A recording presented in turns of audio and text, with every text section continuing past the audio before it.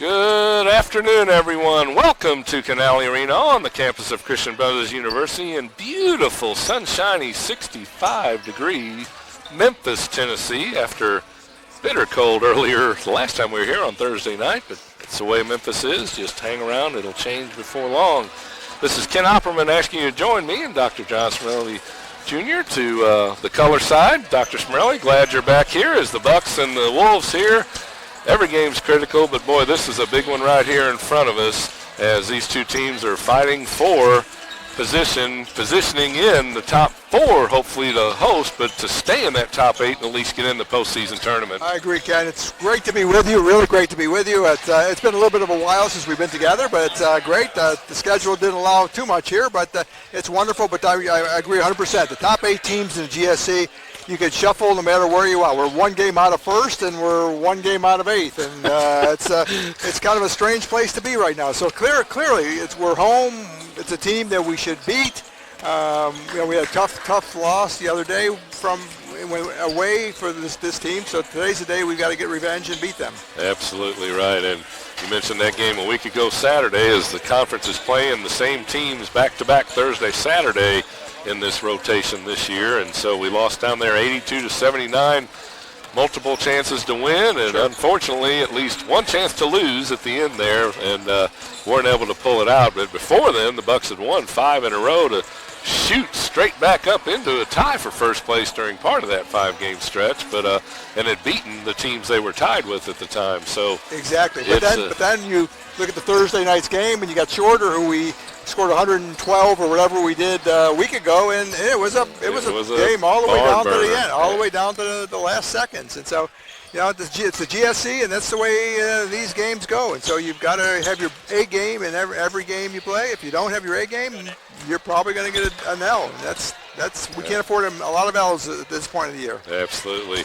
This is the 25th meeting all time in the series. CBU has a 15-9 record against the Wolves. The 82-79 victory last week ended a 3-game series win streak by the Bucks. So we will see, looking at the GSC standings we were talking about, West Al and Delta State are leading. And again, we beat both those teams, Dr. Smerelli. So head-to-head, of course, we get Delta coming up Thursday night down there, I believe. But head-to-head, we have both the teams ahead of us with their third. One of those 3 losses was to CBU both times. CBU 9-4 along with Delta State, with Valdosta State. Then right behind us at 8-4, a half a game back, Huntsville and Lee, who we lost both those games to. Exactly. So, I mean, it is a hodgepodge of games and teams, and boy, you can see it going down to the final weekend potentially also, like it always seems like it does. Then Union's 8-5. We've got them coming up here in a week from Monday. And then West Georgia right here in front of us, 7-5. So they're battling for 8th, up to 4th potentially, depending on what happens. It's unbelievable. It's unbelievable. And we're going to have to do well in our conference. It looks like with the NCAAs, and as we look toward that, if we're the only way we're successful is we go to the NCAA tournament, quite honestly. I mean, that's right. Mike Niederer set that bar for us. It's a high bar. And with that said, we've got to get there. And so wins are crucial. Wins are crucial with the regional, the way they do it regionally here. Yeah, and I haven't looked at the other teams in our region. Like you said, I don't know whether they're going to, the top 2, of course, conference champion goes, obviously, from the tournament, but I haven't looked around to see what the SIAC or the Sunshine are doing, if they're going to fill most of the at-large spots, or if, the GSC might get 3 or 4 of them like they do sometimes. Overall records, nobody's really 5, the best team in the league, West Al and Valdosta both have 5 losses, does Huntsville. Sure. So, we'll have to, in about another week, when they get back for the last 3 home games, we'll have to be watching the other side of the region there to see exactly what those teams are shaking out as. So, anyway, let's take a look at the starting lineups here. As first for West Georgia, they come in under Dave Moore, his first season at Carrollton, Georgia. Andy Young and Colin Johnson assisting. Michael Zabatagas, I believe, 6'4" freshman from Cumming, Georgia. Marquil Smith, a 6'4" senior from Miami Gardens, Florida. LaPerion Perry, 5'6" sophomore from LaGrange, Georgia. Greg James, a 6'3" sophomore from Snellville, Georgia. And Gerald Blunt, a 6'6" junior from Atlanta, Georgia. For the Bucks, it will be, there we go. Hopefully I'll remember to take it down. Coach Mike Nienaber in his 20th season out of Mississippi College in 1977. Eddie Nienaber, Jordan Rogers assist. They will go with Thursday night's starting lineup. Brad Miller, 6'1" junior from Elder High School, Cincinnati, Ohio. Joe Larrabee, a 6'3" junior from Kettering, Ohio, Alter High School. Nick Deifel, a 6'3" freshman from Oak Hills High School in Cincinnati. Mitchell Mays, a 6'7" junior from Cincinnati, Lakota East. And Adam Deball, a 6'9" senior from Lakota East. And Dr. Spinelli, Joe Larabee's scoring has just been on a tear here lately as the Bucks have taken off on this win streak. And Adam Deball not scoring as much, but getting several, to at least a couple of triple doubles. Doing everything Adam does, but it almost feels like he doesn't feel like he has to score as much as he maybe was earlier in the year, and he's becoming even a more, even throughout those rebound assists and points, and the Bucks are feeding off of it as, Joe has been, scoring a lot, but anybody can step up at this point and take over from the scoring as you like to see this time of year heading into the tournament. Exactly. This is where I like to see Adam best in terms of overall game. Getting his points, getting his assists, getting his rebounds. That really helping his teammates. That really is the best Adam Deball we can put on. And with Larrabee scoring, when we had that bad stretch, Larrabee was not scoring a lot. And I think the other piece here is Mitch Mays coming back. I think that has made a huge difference, and this team is playing a lot better. We won 6 out of 7 or 7 out of 8 with him back, and that's been an important part of it. He's 6'7", but his arms, he plays bigger than 6'7" under the basket. He's not thick like you would hope. He's getting a little bigger, but boy, he is just so long when he goes there. I think he helps defensively too. Yes, he does. Because of that size. And West Georgia in road blue with West Georgia in white across the chest, gray numbers front and back. They'll go right to left as you watch this first half of action. Bucks in their whole white, red Buccaneers on the chest, red numbers front and back, and a three-pointer up and good in the corner puts Greg James and the Wolves on the board, 3-0 early on.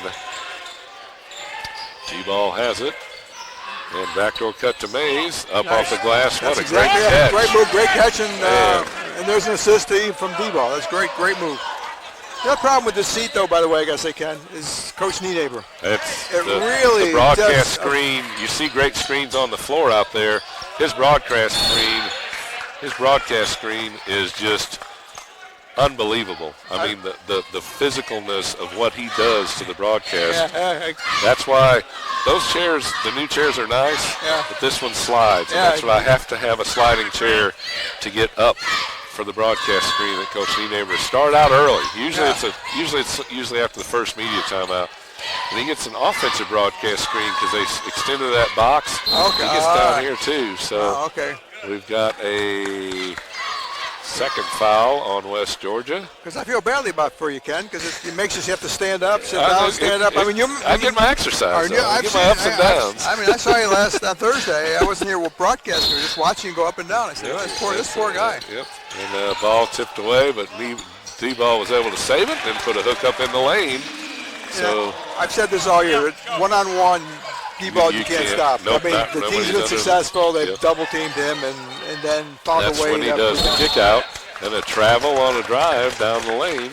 So fouls and turnovers, Marquell Smith with the steps. So can't ask for, other than the 3 they hit, a much better start for the Bucks. That's good. That's very, very good. And a 3 from Larrabee, a little long. Let me get the men's stats up here. That'll be a lot easier to help with the broadcast. There we go. Good job. Bucks have hit both their shots and assists on both their baskets. Three-pointer up again by James. No good. Offensive rebound. Should be 3-second call, but he got out of there, I guess, just in time. Three-pointer up and good. Marquil Smith. It's an unusual-looking shot. Not sure he really wanted to take it, but he got it. Took a step in and kept that left pivot foot, stepped back out and put it up and in. 6-4. Off a couple of threes early by the Wolves. D-ball. Gets it to Miller, three-pointer wide open. Brad is deadly, Dr. He is deadly. He is. You give him that extra half second or whatever. He's just set and squared up, and it is going down most of the time. And almost a steal by the Bucks, with West Georgia able to hang on. And a two-pointer up, no good. Mitch Mays. He blocked out well and got that rebound. Mitchell Mays, I'm sorry. D-ball, the spin, double team, kick out. There's Deifel, three-pointer top of the key, back iron won't go.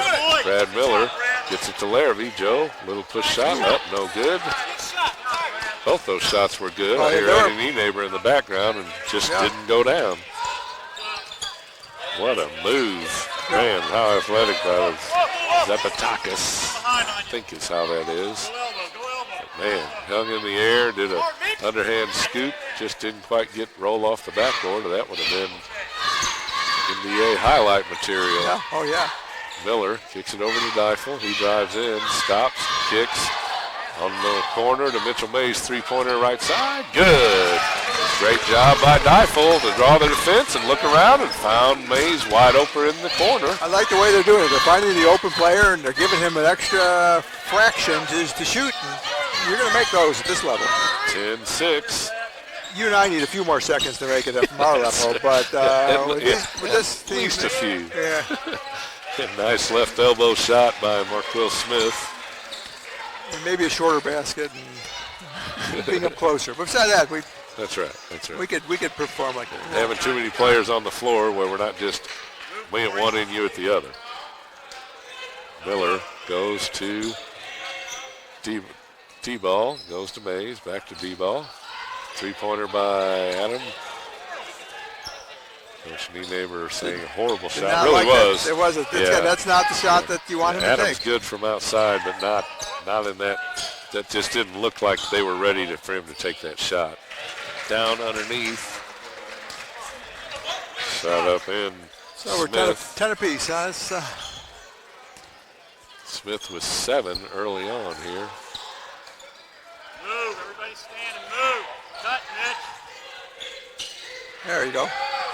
D-ball. Misses that. Doesn't happen that often. Deifel throws it off West Georgia player, and we'll have our under 10 media. But Deifel's also, I just love watching him play. He's from the moment he got in the lineup, he just continues to hustle. He's on the floor. He's everywhere. What you got there? I think we've got a woman on the stat sheet here. You got the men versus the women. Yeah, this technology today is a little suspect there. Dominic, did you see the somehow or another Brent's in the middle there? I don't know if it's on yours or not. Got the men up there. Yeah. I don't know what. There's a bug in the system. Because, the points aren't in there, so. We were doing the same thing on the board, and we tried to reset it, and then we lost the board. Okay. I'm not sure. No problem. Just checking to see a little glitch in the system, folks. If you're looking at the live stats, Bryn Lytle, who had an unbelievable game in the Lady Bucks overtime win, maybe that's it. We're highlighting that game by Bryn. 12 of 12 at the line, 31 points. But it's in the middle of our men's stats for some reason, but it's not counting on the score. The score's right, everything else is right. They just can't get Bryn out of the men's lineup for some reason. So anyway, but it was a great women's game though. What a great game. Hope you had a chance to watch it. Just forgot to move the doggone. Sorry about that, folks. Get the starting lineups off of there and get the game stats up there. There we go. Oh, you've got it, can you? This technology stuff. I know. These fans depend on me to remember to do this stuff. Yeah, exactly. It is not always happening. So now you'll be able to see what's going on. Larrabee with an inbound pass. He is. I tell you, Dr. Morelli, he is the go-to guy the Bucks are turning into here. I just love. He can drive and he can shoot the three from anywhere on the court.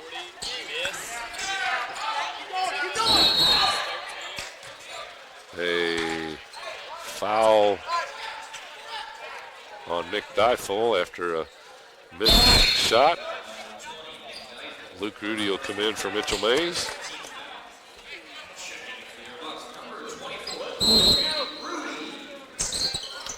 Might lose a little defense, but gain a little offense, although Mitchell Mays is good also. Shot no good, rebound brought down. Boy, Gerald Blunt, 6'6", 230 junior. He's a big guy. He's really a big guy who can play hard, play tough. Larrabee passed on the three, wide open lane, kicks it over to Miller, three-pointer. Another good play. Thank you. Are these hard? I thought it might be overtime, so I got three this time, just in case. You know how to keep me energized. So, Can you do it all? I gotta say, you do it all. Rachel and I started this donut relationship 5 years ago, her freshman year. So It keeps going. that's right. Great. And, Comes to depend on those donuts. and over the back. Yeah, he's over the Great back. job of boxing out by Luke Rudy. Made Blunt come over the back. Blunt may be bigger, but he was over the back on that one. Boy.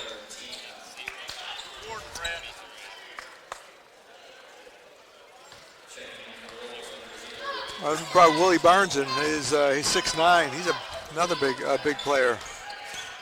Yeah, he is. 275. He is. I saw him. He was big on the video. I watched the game last Saturday down there, and you could see him. And Larrabee goes to dunk. But again, what a great cut by Larrabee down the lane. And it's a good part about it. He's not afraid to get the layup. Even though he's shooting the ball well from the outside, he still will take the layup and the he was offense. going for the two-hand dunk on that one. He got hit from behind. Yeah, I've kept calling him James Harden over the last couple of weeks. Just the way he's been scoring. I'll tell you what, only he'll still dish the ball some too. Exactly. Harden, Yeah. I think Eric said Harden had scored at one point last week 273 points without one assist during that stretch or something. Of course, with him, that was probably 5-6 games because he's scoring over 50 a game right now. Oh, yeah, unbelievable. But, yeah, Joe has really stepped it up. Because, like I say, he was in a little funk there. Where he was taking 1 or 2 or 3 shots a game, and it was like, what's going on? He's not part of the offense. He and Luke Rudy. We've got a double screen going on here. The referee good. and Coach Nienaber driving in the lane, little push shot up and good. Marquell Smith.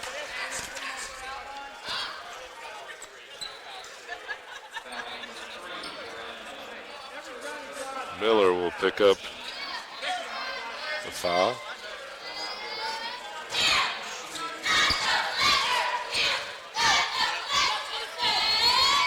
I don't think Coach Nienaber liked that call.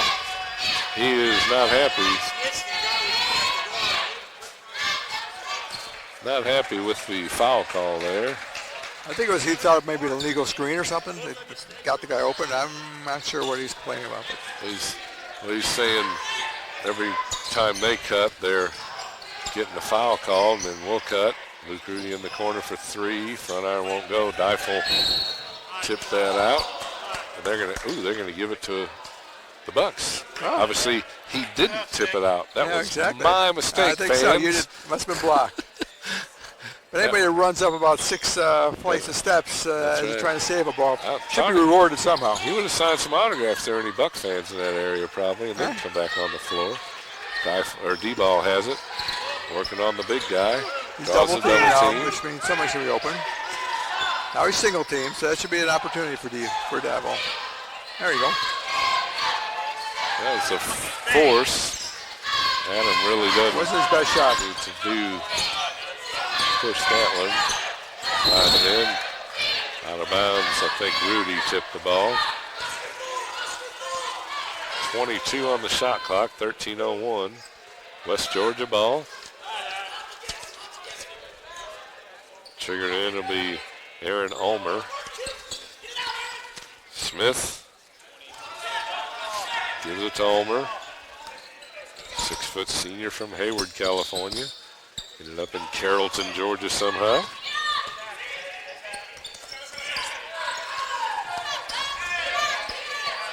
Three-pointer up. No good off the backboard. Smith tried to track it down. Went off his foot, and it'll be Bucks ball. 15-14. Wolves on top by a point. We'll see if we can change that right here. And I don't think it will be, but love to have it be the last lead change if we can get on top Yeah, here. we'd love to get ahead and stay there. Great give and go, and then D-ball over to Miller. Great pump fake three. Should have taken that shot. That looks good from Adam. Yeah, that too. looks good. That's more You can squared tell the up. difference. Yeah, you Yep, can tell he was it. ready to go. He forced that other one. It was a fadeaway, and just Yeah. like Coach Never said, not a good shot. That one was the Adam D-ball three that you're used to seeing. 17-15. Hayden Roussetts will come in and He said gives forward momentum. three-pointer, no good. Luke Rudy with the rebound. Roussetts will probably come in for Brad Miller, I think is what they usually do on the rotation. And Tried to turnover. Tried to hit Larrabee inside, but Great job by Luke Rudy, Luke Rudy, man. boy. He did not. You're talking about a 6'9", 275 individual who Yeah, Barnes did not expect Luke Rudy to tip that ball away when he went to shoot the layup. And then Luke took the ball once it came loose. So great job by Luke. Got a foul on Ulmer, and so the Bucks, after this under 12 media, leading 17-15, will have the ball.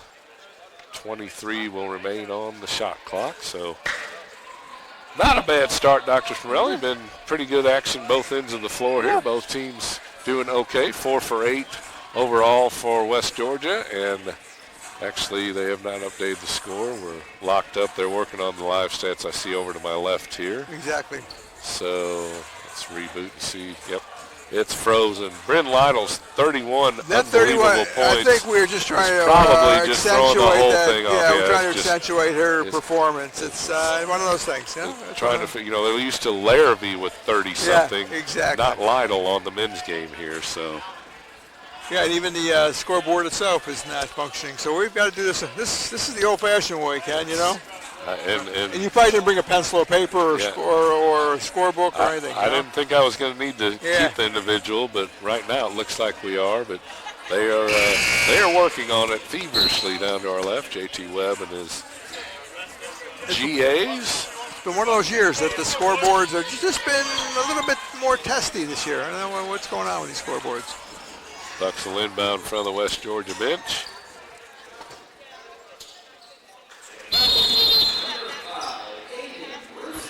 Roussetts is in for Miller, as we thought would be the rotation Coach Nienaber has been doing lately. It's a great substitution.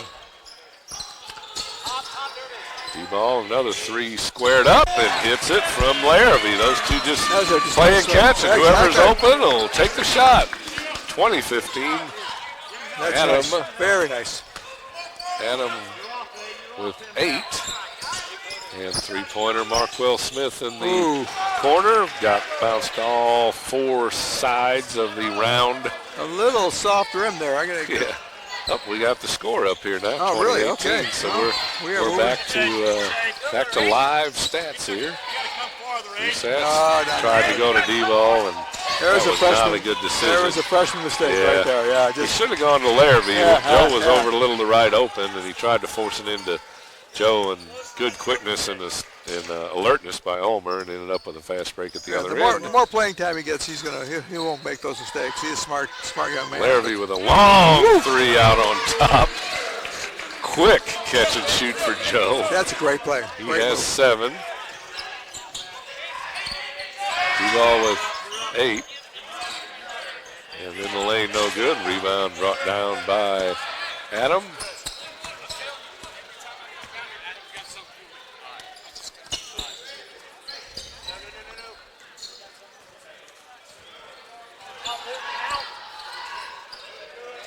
Eiffel Gets it to D-ball. Another three by Adam. That one. Nope. Whoa. Rusek How about pulls Rusek? down the Okay, there you rebound. go. Underneath the Rudy, reverse layup. Gets a soft roll. What a great play by the freshman. There you go. Right after we had 1 said minute there, bad freshman. pass. 1 minute there, freshman, and 1 minute there, A veteran, more. just They're a veteran freshman. Exactly, a veteran freshman, exactly. 25-20 Bucks. Driving in left elbow and then getting it up underneath. Nice job by D-ball to go straight up and create just enough of a body on Willie Barnes, and that's a heck of an effort because Barnes' body's huge, as you mentioned. Deifel goes to D-ball. Backdoor cut, Deifel puts it up, blocked, and it's blocked out of bounds. It'll be Bucks ball. 14 on the shot clock. Checking back in will be Gerald Blunt, 6'6" junior. And Yeah, I don't think Aiden thinks he's 5'8". I really don't think so. and I'll tell you, he's strong. He's really, muscular he's for a that nice player. 5'8". He's a very nice player. Deifel goes to D-ball, down to 7 on the shot clock. Back There you door go. to Perfect, Rudy. perfect. Gets it up and in. 27-20. Bucks starting to It's a nice stretch it thing. out Again, a little here. watching D-ball make those passes is just beautiful. That's the ideal scenario. He makes a couple threes out front, and then they start thinking about him, and he makes some passes inside. Deifel pulls that down. 3 rebounds, 3 assists to go with 8 points for Adams. So he's on his way again. Just 12 and a half minutes into this first half. Or 11 and a half. D-ball with a 3. That one was a little forced, a little too fast probably.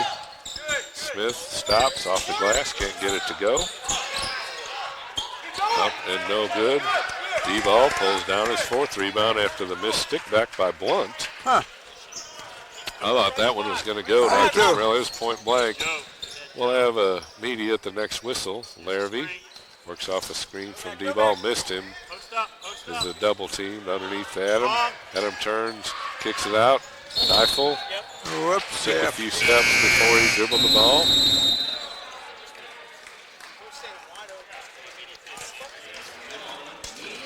Yeah, it's funny how they never believe they travel. Yeah. I know. It's a beautiful thing. 27 to Okay, 20. well, this is we're in a nice position right now, 27-20. If we can get a double-digit lead, it really makes a difference as you go through the game. Well, and especially with the way Bucks have been sometimes with these leads. Sure. Heading into the second half, you think they're in good shape, and all of a sudden, boy, you look up and it's a nail biter right down to the wire. Sometimes they have won, sometimes they have not won in the close games.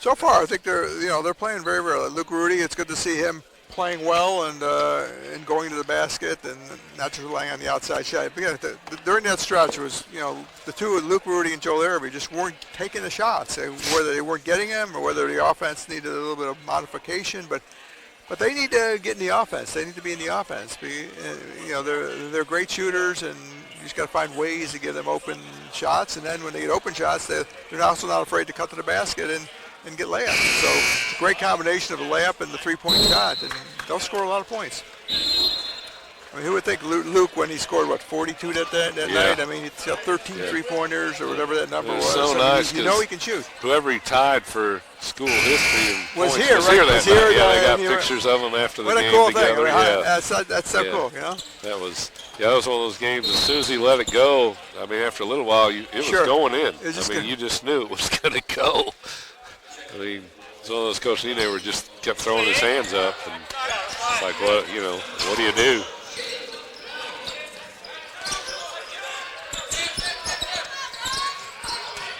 In the lane, turns, spins. He's in there for a long time. 3 seconds. Sure At least was. 3, maybe.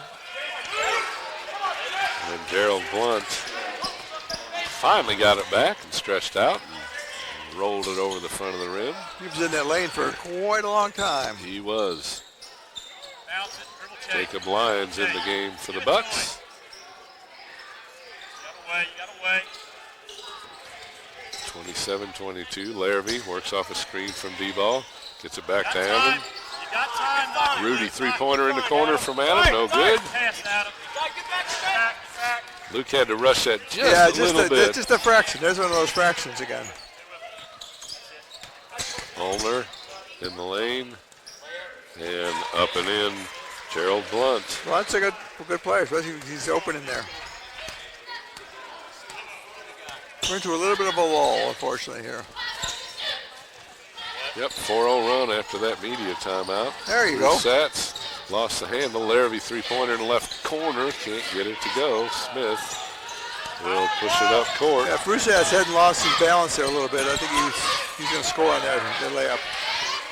Lions, good job of boxing out Blunt. Might have, if he would have tried a little more, they probably would have got him over the back, but he pulled his arm back real quick because great job of boxing out by Jacob. Brusatz goes to D-ball. He's single teamed right now. There we go. There's a score. Glass in and the foul. Without help defense, he's going to score on that play every time. He can go to his left, he can go to his right. It's a real nice shot. Ulmer's going to pick up the foul for. I'm sure there's somebody on the bench there right now who didn't have help defense there. I think every coach in the league has been trying to do that. D-ball with 10 points already. And stays there. Missed the free throw. Upsetting himself over that. Underneath Blunt. That's a good double team. Nice double team. Very nice. Got a jump ball, I think, and alternating possession will go to West Georgia.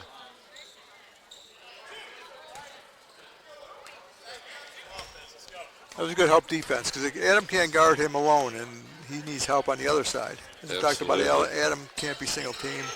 Again, Blunt can't be single teamed either by Adam. He's just not big or strong enough. D-ball. There you go. Oh, wow. No look pass over to Lions. Back to D-ball. Long three-pointer. Larrabee pulls it down. They'll burn some clock here. That was a good no call, too. That was a very nice no call. Yeah. They could have called a little cheap Yeah, charge. Tried to. Okay, there you go. Single draw teamed again. There, nice double team. Mays back to D-ball. Backdoor cut, a backdoor pass behind the back to Mays. Saw that Thursday, too. Adam getting some behind-the-back bounce passes here. Great pass. Great pass when you're double teamed like defender's that. in front, and he walked. He definitely did travel. He stepped before he moved both feet before the ball hit the ground. Right in front of Coach Enaver, too. Exactly. He got an assist on that call. Yeah, I think so. 31-24. Bucks can go by 10 if they can find a three somewhere. Miller. I think it's a 1-3-1 zone, maybe. Lions down the lane, stops, kicks it to D-ball. He'll put a three up. Back iron won't go. Adam is. What's he shooting for three? There's a carry on Markel Smith. Adam is 2 for 7 from outside the arc. We need him underneath. Yeah, oh yeah. He's 2 for 4 underneath the basket. And, I mean, he's a threat from outside, but it needs to be just in the flow. Miller. Bounce it. Brad Move. gives it to Lions. D-ball. Goes to Larrabee. Joe stops. Goes to Adam underneath. Turn. Round his defender. Can't get it to go. Markel Smith. And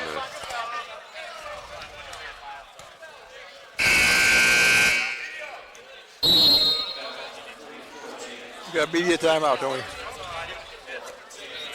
It's only our fourth foul of the half, so we're still. well, on that one, Jake really didn't foul him. Yeah.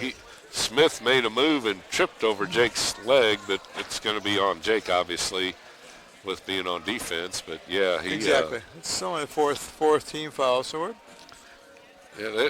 These teams historically have played pretty. West Georgia's similar to us. They like to shoot the threes. A lot of times they have a lot of Australian players through the past, through the years, a lot of foreign players that play the perimeter game. So these have been, like I say, our history against these guys are 15-9, and lost by 3 down there. The Bucks had a good chance to win that one, led for Yeah, that would most have or been a lot of the games. nice Yeah, win. That would have been a very nice win.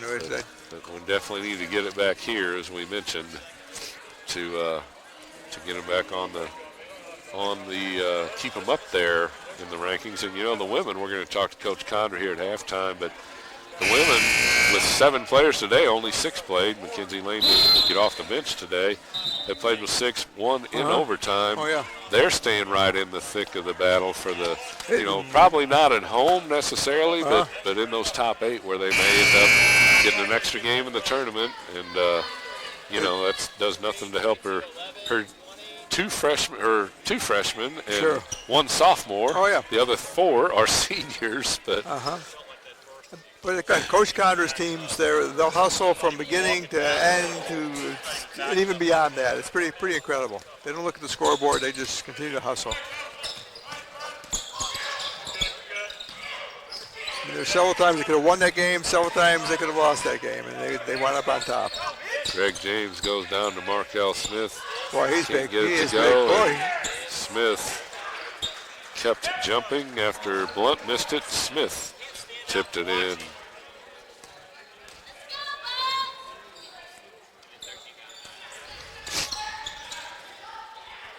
Larrabee goes to D-ball, 31-26. 3:20 left, first half. Larrabee down the lane, stops, pops right, their left elbow, no good. Rifle. there's Nick D-ball, of course, always hustling. There's not a ball that he doesn't think he can Say get. always around the ball. And a lob underneath. Rifle saves it again. D-ball gets it. Goes to Larrabee down the lane. He's going to put it up. Has it knocked away. And Yeah, Larrabee gets Blunt. Not a fair fight.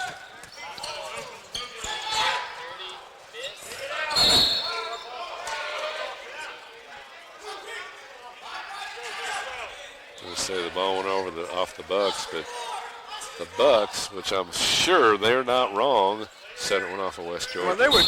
I mean, come on. They're at CBU. The Bucks are right there. They're at CBU. They can. We're going to call a foul on Larrabee.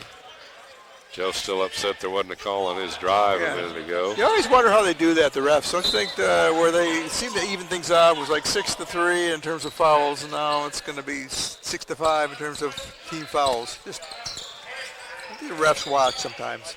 Definitely Keep do. things even.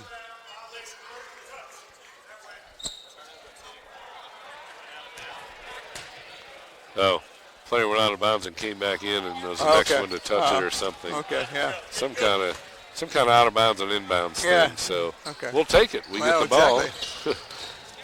Give it to him. And Mitch. Mitchell Mays Mitchell had the did ball have to- taken away by.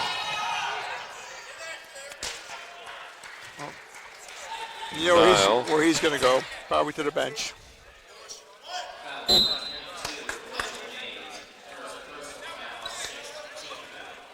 That's still not, Still only 6, not lack of no. effort by Mitchell, but No just way, no still way. being new. Exactly. Just coming back in, trying to get back in the flow and all. It's only his 4th, 5th, 6th game. And Markwell Smith underneath.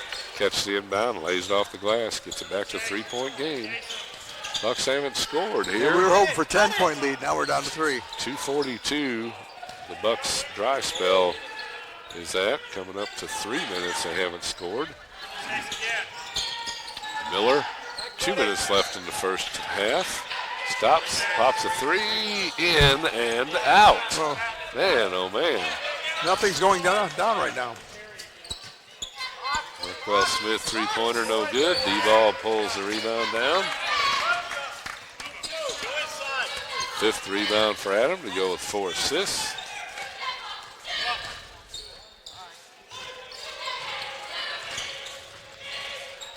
Miller passed on the 3. Tried to go around. D-ball. This time he passed on the 3. Ooh. Too much dribbling. Lost the handle. And Blunt takes it. He's going to kick it over in the corner. 3-pointer up. No good. And D-ball pulls the rebound down. Hey, timeout, Brad. Timeout.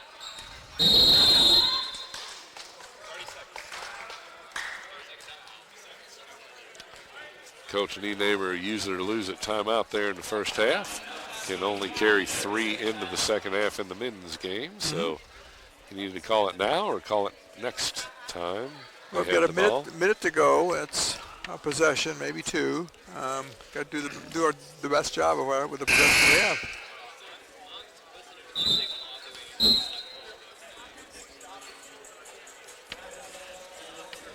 1:08 left, first half. And neither team seems to be in a streak. I don't know how to describe it. It's a back, forth a little bit, but 3 or 4 point streaks and not much more than that. Bucks haven't scored the last 3:58, but fortunately, they're still up by 3 exactly. with the ball. So hopefully they can get a basket here. Larrabee was smart, let that ball come all the way across half court before he picked it up. Down to D-ball, turns right, off the glass, up and in. Good Great move. play Great move. out of the timeout, and we should get another possession also. Exactly. He moved away from the help defense that time, and it was a nice move on his part. Instead of going into the help defense, he went right away from it. Now goes to Smith, no good, and then pulls down the rebound. D-ball pulls down his 7th rebound. He just seems to be getting a lot of good rebounds in there. Good defensive rebounds. About 5 seconds difference in the shot clock. So the Bucks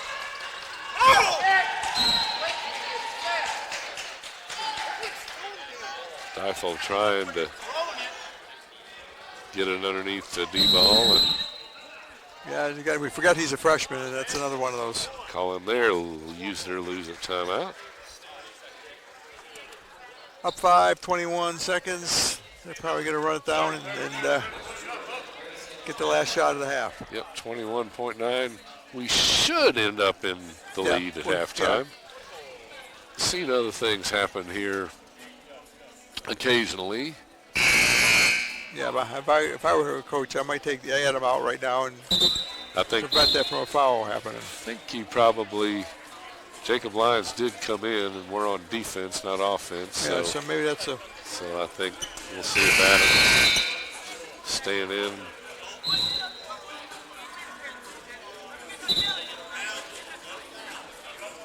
And Coach Nienaber is saying emphasizing no fouls. Don't give him anything. Jake is in for Adam to keep him off of that second foul in the last 20 seconds. And neither team is over the limit, so that's a...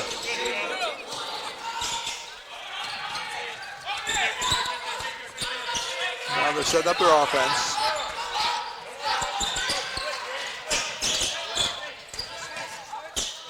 Shot up and good by Lyle. Resets from 3/4 court, closer than pretty close. Thought it would have been, yeah. So that'll do it. First half action, 33-30, and Bucks. Yeah. Hopefully there's no lead changes we mentioned, and they can get out of here with a big win. We will get ready to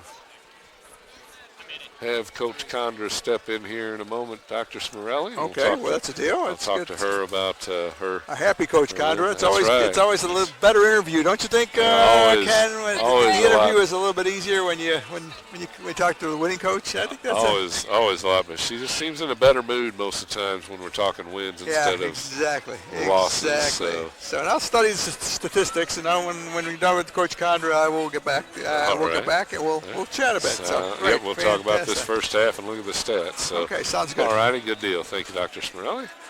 And we'll get him back.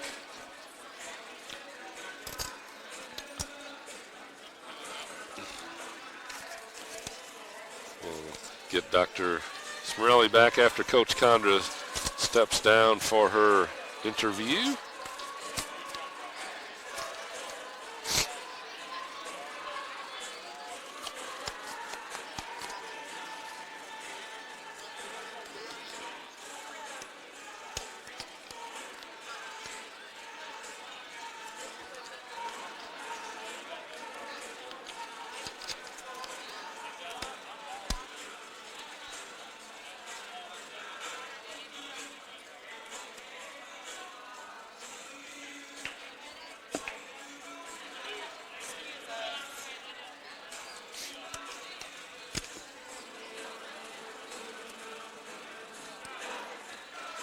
And we'll get to Coach Condor here about having the camera set up.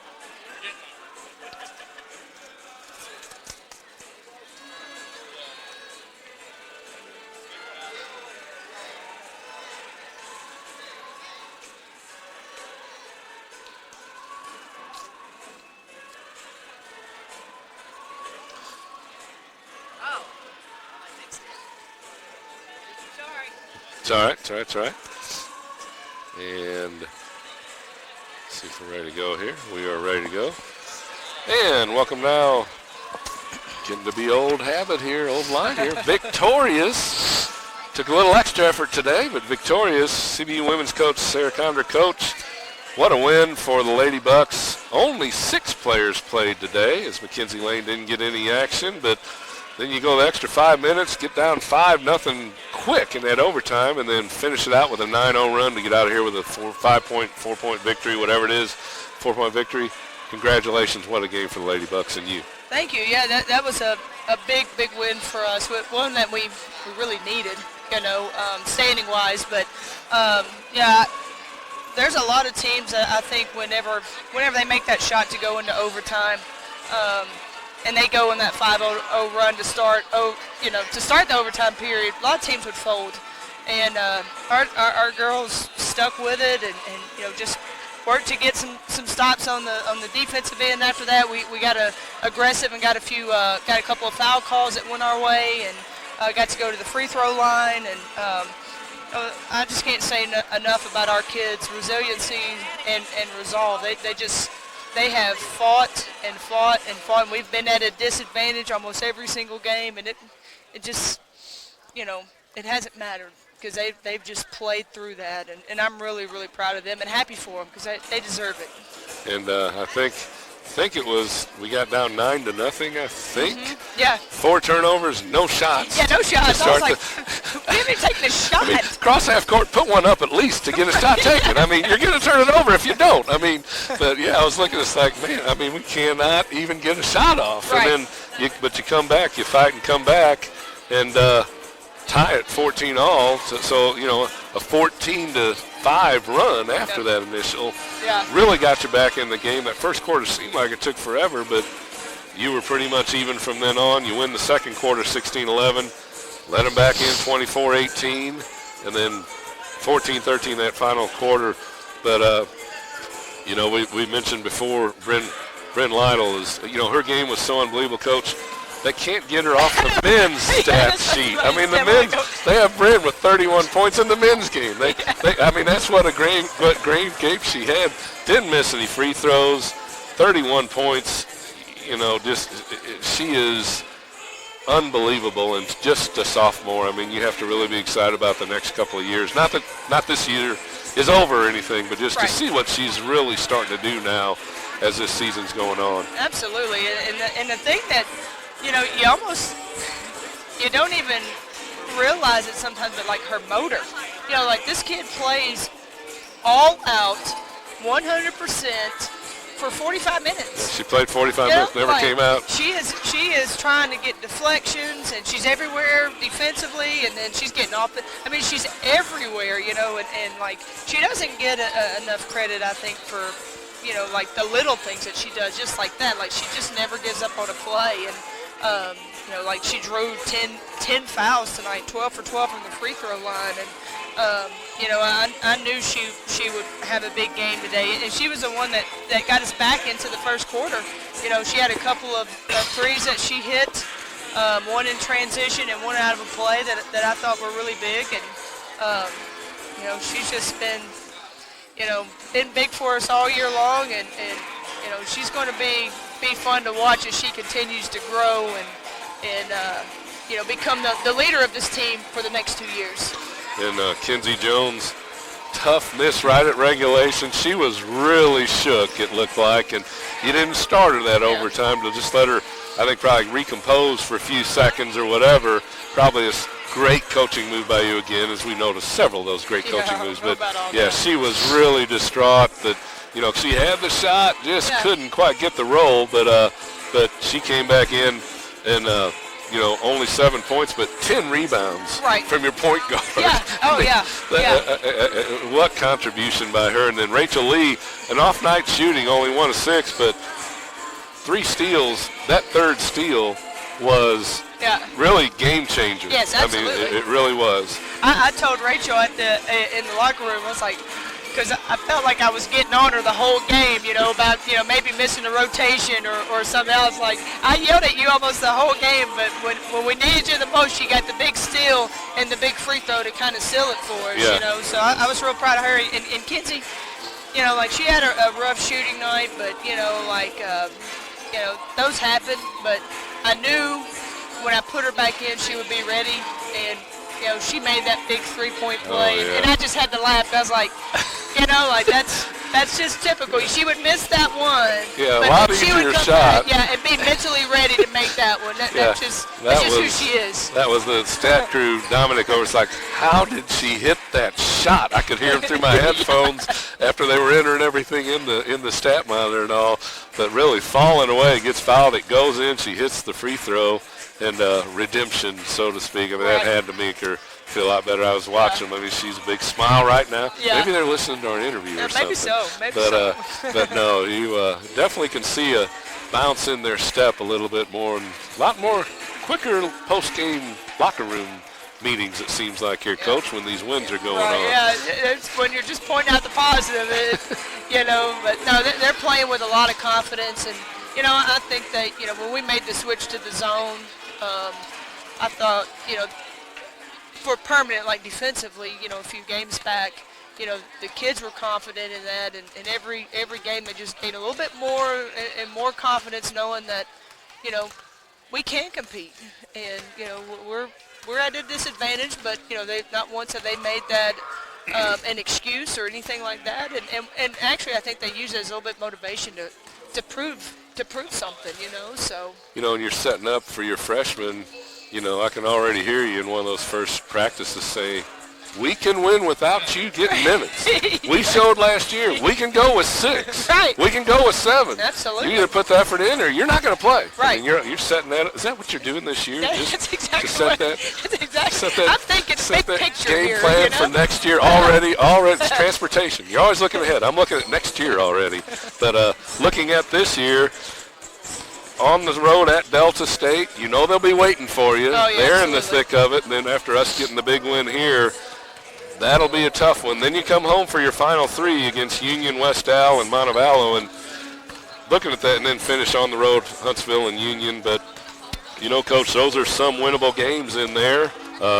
Union will be tough, obviously, not that we can't get it, but those other ones, really, I mean, you're right in there with those other teams and in the standings. And, I just saw Hopalong walk behind us here.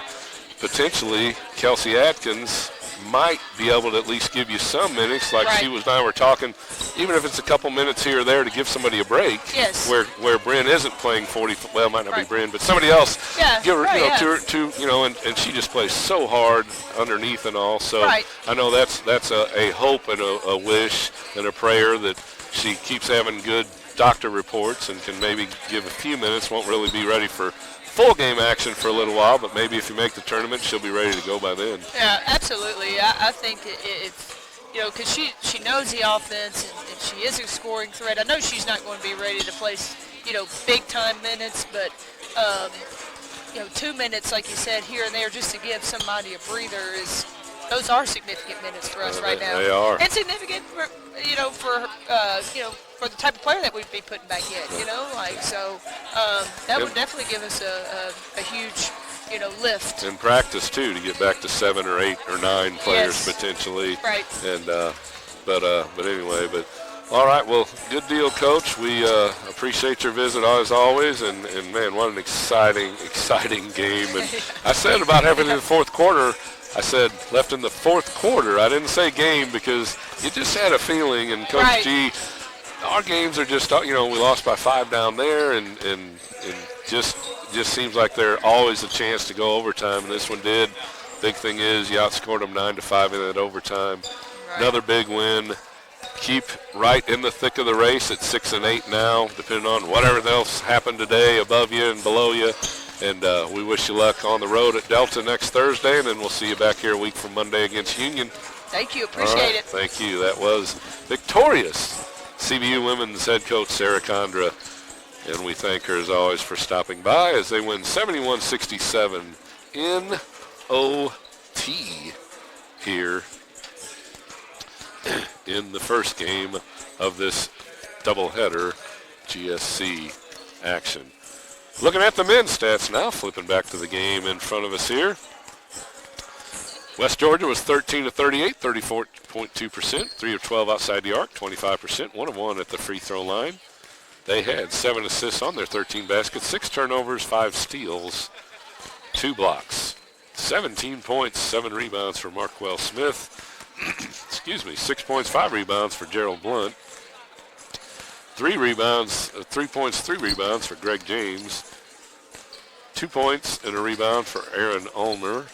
2 points and a rebound for Ding Nial. Also playing, not scoring, was Willie Barnes and Jared Simmons, along with Michael Zabatakis. For the Bucks, the Bucks were 13 of 31, 41.9%, 29.4 on 5 of 17 shooting outside the arc, 2 of 3 at the line. So neither team shot many free throws, as this game was pretty clean overall defensively. As far as the foul calls, 12 assists on the 13 baskets. Amazing ball distribution by the Bucks. 7 turnovers, no steals, 2 blocks in that half. 12 points, 7 rebounds, 4 assists for Adam B-Ball. 7 points and a rebound for Mitchell Mays. 7 points, a rebound, 3 assists for Joe Larrabee. They've done a good job of slowing Joe down a little bit. Luke Rudy with 4 points and a rebound. 3 points and a rebound for Brad Miller. Also playing and not scoring, Nick Deifel has 2 rebounds, 2 assists. And Aiden Rousseff and Jacob Lyons have played about 6 and 4 minutes and have not scored. Aiden with 2 rebounds and Jake with 1. Points off turnovers, 8-4 West Georgia. Points in the paint, 18-16 West Georgia. Second chance points, 7-6 West Georgia. Fast break points, 2-0 West Georgia. And bench points tied 4-4. Their biggest lead was 3. Bucks' biggest lead was 7. And Bucks led 15-45 in that first half. West Georgia only 232, Dr. Smirelli, and 33-30. Bucks so far so good here in this first half of action. Incredibly close game, Ken. What can we say? Just it can go either way with the second half, depending what team gets hot. And we do not have a steal in this game, which is amazing to me. And we're playing a little too soft on defense. I don't know what that is, but we'll see what happens in the second half.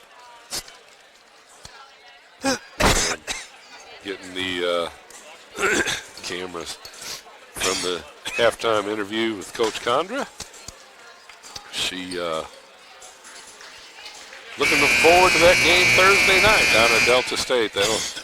They'll be looking for the Lady Bucks after the Lady Bucks won that game here in comeback fashion, dramatic fashion, and Delta right in the thick of things, just like the Lady Bucks are. Bucks with the ball to start second half action. Okay. Deifel gets it to Larrabee. Joe a little quiet. They've done a good job of silencing him somewhat. We'll see if he can get it going.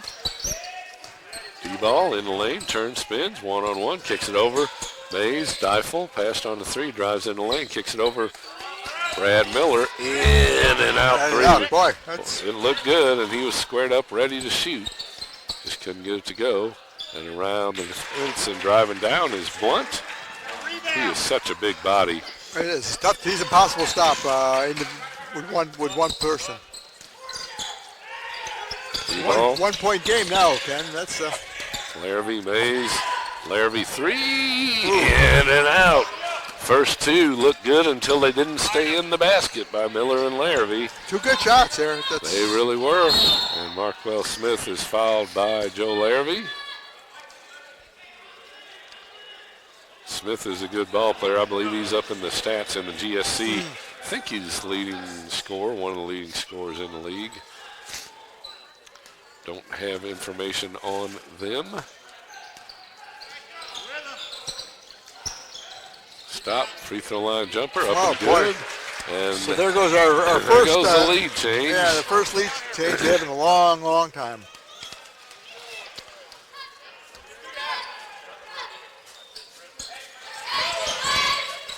D-ball to Larrabee. Down the lane, had it tipped away and then stolen, and Zabatakis ahead, plays it up and in. This is not a good start for the Bucks. 6-0 run. 6-0 run here in the start of the second half. There's been a lot of it's defense by West Georgia Oh, too. sure. They've had They some picked it turnovers up, starting yeah. out here. They picked it up. Larrabee three-pointer top of the key. There That you one go. finally drops in. That was a quick catch and shoot by Joe. Well, tie score right now, and that's good.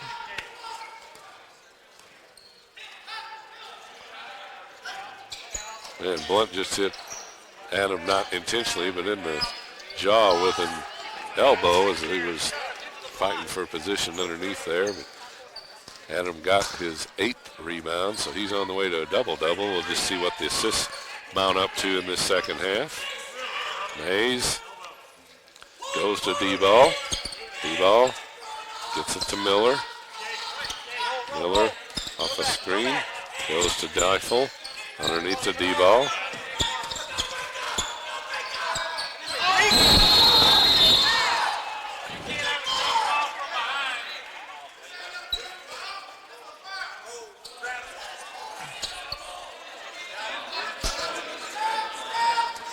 Going to call a foul on Blunt. Exactly. He reached around D-ball to try to create a jump ball. That's a foul when you're behind there. They don't always call it that way, but it is a foul when you do got that. Larrabee in the lane, shot up and good, or no good, but Zabatakis will pick up the foul and put Joe at the line to shoot 2. So Still it's impressive what Joe does, going to the hoop. When you're such a good shooter, your tendency is to be a little lazy, I'd say, and hang so out athletic. on the outside. But he just goes to the hoop and gets hit, but he makes the shots. He's a good free throw shooter, solid free throw shooter. 3rd foul for Zabatakis, so he'll go out. Joe hit the first one, and the second one, a little more rim than we like, but puts the Bucks up by 2, so world order is restored. We hope we keep it that Let's way hope now. that the tilt of the earth will remain. That's right. Blount has it at the right elbow. One dribble, step back, shot. No good, and D-ball is 9th rebound. Secondary, let's go.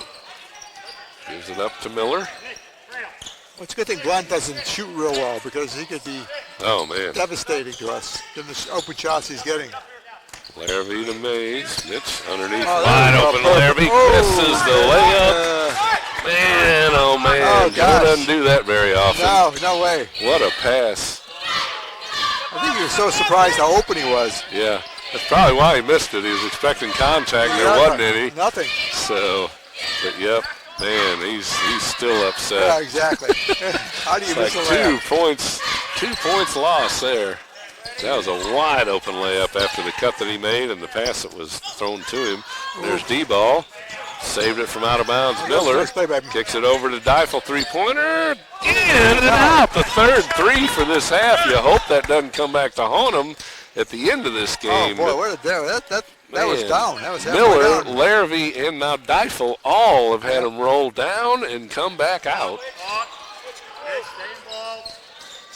And down the lane, Mays couldn't get the rebound after Omer missed the 2.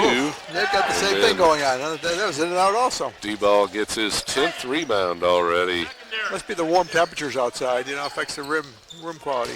Could be, and D-ball puts it up. No call. A lot of contact, but again, another missed layup. Marquell Smith. Another missed layup on the other side. Another rebound for Another missed D-ball. layup. Okay, what's... Man, oh man, D-ball's cleaning the boards. Yeah. As we need him to do, and he is doing more of now. And Larrabee stops, gets it over to Deifel. 10 on the shot clock. Miller underneath trying to go into a backdoor cut to Deifel. And we will have our under 16 Media. 15:07 left. 38-36. Bucks have been outscored 6-5, but well, I'll tell you what, Adam D-Ball only having with 10 rebounds. He's had 11 rebounds, but obviously they must have missed one because I've been watching every one of them.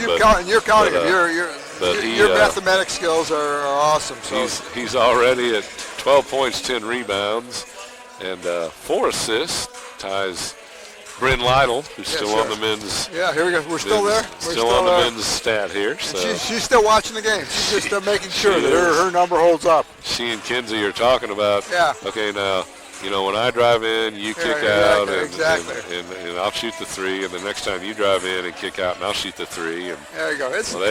The women really have it going good right now, and only 6 players today. That's just that's incredible. Bryn played 45 minutes, as Coach Condra pointed out. She did not come out. She had all 45 minutes. That is 31 points today. So she is a pleasure to watch. And like she said, just that motor just keeps going. Yeah, exactly. It's a beautiful thing.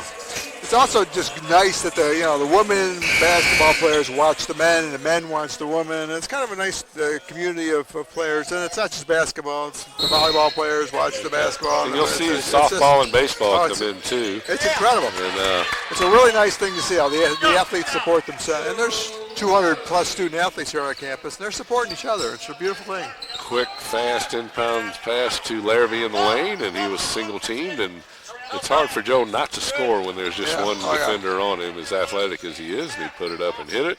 And Marquell Smith, very nice step back three-pointer, gets him right back to within a point. D-ball, single teamed by Blunt, kicks it to Miller, back to D-ball. He's going to turn, go left, lay it up, can't get it to go, but he's going to be fouled by Blunt. Yep, there's no way they're going to stop him. That'll be his 3rd foul. Well, he's getting ready to shoot 2, and you mentioned that. I know the orange socks for Anna De La Rosa. Understand she was in remission, Dr. Smorelli. That's it, yes. And that she's doing better, and I know that was great. Like I say, the athletic community of it's incredible. CBU. It's certainly the Orange Sox, and in fact, at homecoming this year, we're going to try to honor Anna a little bit and have some fundraising opportunities for us. It's a great way this community has come together, donating platelets, donating blood, collecting money. It's brought this community together in many regards, and hopefully it'll be a great story at the end. Luke Rudy comes in from Mitchell Mays. Marquell Smith might have got away with a shuffle of the feet, but a little bit shuffle. He was passing, so it's not critical. Brad Miller pushed a little push Marquell there. Smith. A little push. Good call. Yeah, it's a good call. And Brad might have seen he was about to make a move and get around or something. As I mentioned, we still have no steals, and it's kind of like sometimes you got to be a little more aggressive the way you play defense. I believe that's Brad's 3rd foul. He waved Coach Neighbor, said, "I'm good." Leave me right. That's going to last. Homer kicks it over the corner to James. But there's a little bit of battle inside there. James, 3-pointer, air ball, but out of bounds. Right as the shot clock was winding down, 42-39, under 14. Good job. See if the Bucks. Watching Willie Barnes and poor Adam D-Ball fight over there, because Willie's even bigger than Blunt. He's 6'9", 275. That's a lot of size. Larrabee all the way around, basket good, and one. I'll tell you, he is. Just watching him play, it's wonderful. He and Adam cannot believe won't be both first-team GSC players. I guess it depends on where they end up in the standings, but my God. Adam with his overall game and then Joe with his scoring. Oh, He's yeah? up to 17 all of a sudden He now. was. Did he make back-to-back GSC Player of the Week? Well, he had 5 out of 6 30-point games. Exactly. And the game he didn't have, he had 28. And they Yeah, there you didn't go. leave him in Yeah. because they were up by 50 at West. It's shorter. It's shorter, exactly. So yeah. he had 5 out of 6 30-point games. But, yeah, he definitely had back-to-back Players of the Week. And when you're scoring 30 a game, it's hard not to give it to you. Yeah. Oh, yeah. Well, Nice. 4-point game here. We just got... Miller goes to Larrabee. Tried to go back to Miller. Brad down the lane. He's going to put it up. Can't get it to another go, way. and he got pushed away from the basket.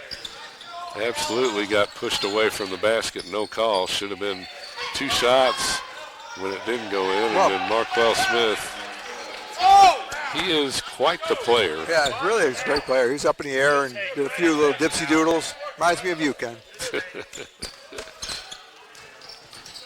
Larrabee stops. There you go, Pops beautiful. good.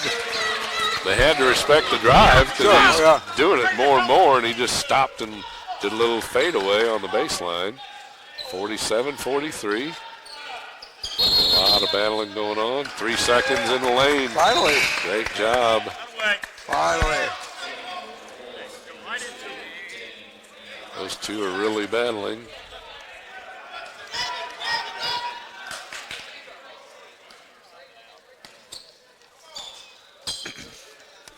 Miller to Difel underneath the D-ball. D-ball. And A little trip there. yep, and Barnes lost his footing trying to stay away from fouling. And Barnes will pick up the foul.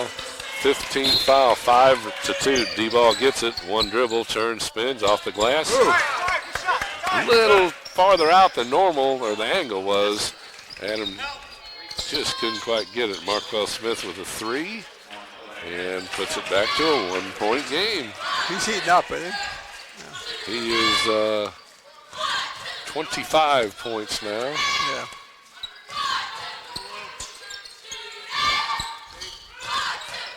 Difel. D-ball. Larrabee 3. He won't go. Brad Miller's going to save it.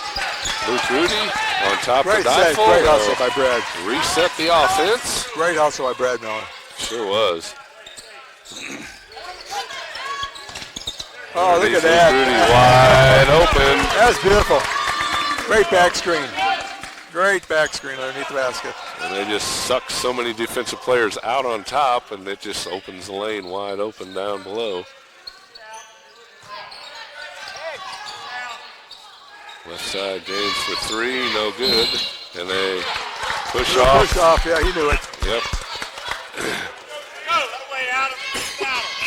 When the ball's going out and Adams going in, Yes. something happened because he's smart enough to know you follow the ball. You don't go back under the basket. Exactly. So There you the go. push was pretty obvious from all 3 refs that time. So 49-46, we're on our under 12. Okay, 3-point. We started the half at 3 points. We're 9 minutes in and still 3 points. Ken, I'd like to see 10, 12 points, but That would be good. But with this team, yeah, 10, 12 points, yeah, it that's still doesn't mean that's much. not really good victory the last minute because Exactly. we've seen too many comebacks. But I would like to see 10 or 12 points and see if somebody could come back on this. Exactly, I would too. hope so. Yeah. So I think the law of averages got to come because some of those comebacks and last-minute shots have just been beyond belief in terms of unusual. Let's put it that way. Some of the Well, losses we've had. just So I like think we mentioned, the women going down to Delta Right, State and Delta right. wanting payback.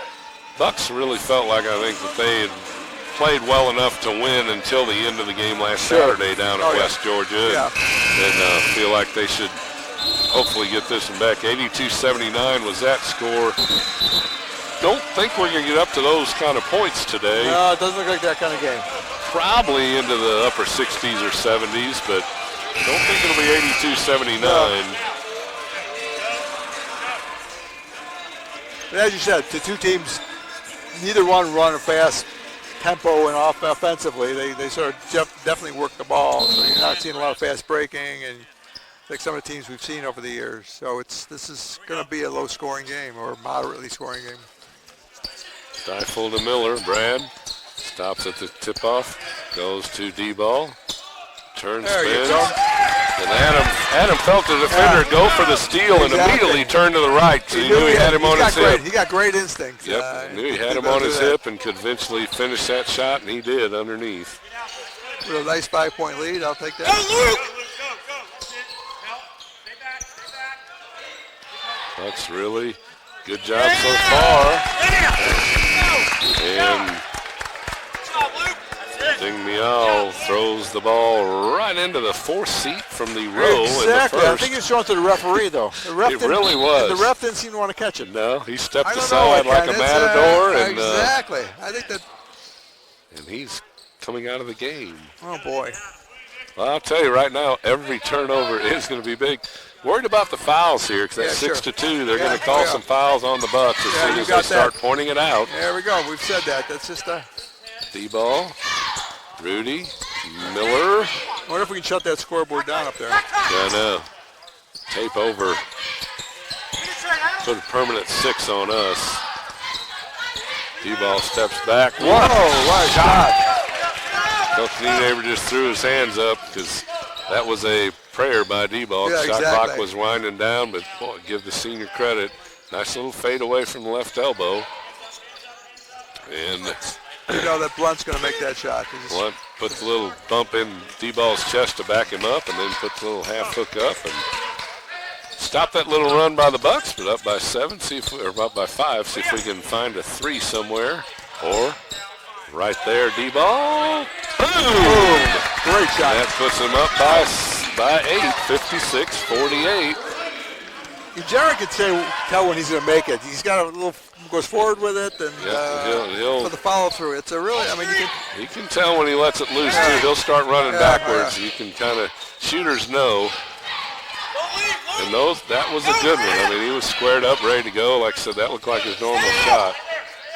And another turnover as they threw the ball where it used to be. Back-to-back turnovers into that. People in the front row better be on guard over there. I would think so, yeah, exactly. So that's 2 in a I'm row. not seeing any blue uniforms over there either. So I don't know No, what, they're red seats. Yeah, I mean, exactly. it didn't like. Shouldn't be too Yeah. distracted, but Yeah. And then Adam dribbles the ball off his foot right out of bounds to equal out one of those 2 turnovers. So Jared Simmons, 6'1" freshman from Newington, Connecticut. It's one of the first mistakes Adam has made today. sure. 11 rebounds, 5 assists, 21 points for D-ball. Blunt gives it to Smith. Out on top, Perry. Underneath Markel Smith. I think he did travel. Strange call, too. Strange foul call, but Going to be Luke Rudy. that would be one of my concerns right there, that little foul call. Yeah, I thought Smith got away with a feet shuffle. The ball Yeah, was looks like- up. Yeah, He sure. had it already raised, so they were watching up high instead of his feet. But heck of a player. He's got 25. He's threatening Bryn Lytle's 31 points for Yeah, the it's not. game lead here. Brent may put a uniform on and guard him if she has to. She may. She's She over there. I was Only saying- played all 45 minutes. Yeah. I'm sure she has another 10, 12 minutes left in the Exactly. tank. Both free throws good. 56-50. Saturday afternoon, she wants to be the leading scorer in this arena. That's right. There we go. Larrabee comes up and fouled as he was There's the pushed. usual play. I tell you, that first Well done. up is so explosive for It's Joe. Great. Great watching it happen. And the body control to catch that, being pushed from behind. Exactly. And still get it off the glass good enough to go in. Great concentration. Great concentration. 21 for Joe, ties Adam D-ball. 22 puts him up above Adam. 59-50, slowly pulling away, Dr. Smirelli. 9 points is good, but not enough. Out there. Yeah. Rebound brought down by Miller. Secondary.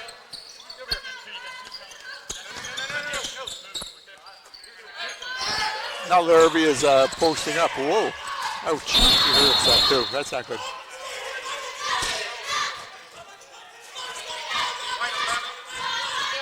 Foul on Joe Larrabee as he lost his balance, falling down. Looks like he fell on his shoulder or something. Yeah. I couldn't tell, but Hope he ends up okay. Looks like he's going to be. Okay, yeah, I think he's going to be. Plus, we got the media. He just found out a foul was on him. It's like, how did I get the foul? I'm the one that's hurting. I'm hurting here, and I got called for a foul. Come on. Something wrong with that picture. I don't know whether he got fouled to start being off balance, but he was off balance, fell into one of their players, so I can kind of see the foul called on him after. But that's his third foul. That's a big foul here with just under 8 minutes. 7:57. Bucks up by 9. Joe now with 22 points, a rebound and 4 assists for Joe today. Adam with 21 and 11, 6 assists. Do we still have no steals, Ken? No steals. That's oh no, that's Bryn. Bryn had 1 steal. Okay. I was like, wait, there's 1 steal. Not right again. Yeah. We keep getting her back here. I don't know. It's just 17 assists on 22 baskets for the Bucks. That's great. That's fantastic. That is fantastic. Yep. Adam with 6, so I don't know whether they'll get 4 more assists for another triple-double, but he's lurking. Yeah, he's lurking in that triple-double range. But he's looking for player of the week potential, too, with his game the other day with the triple-double, I believe, Thursday night.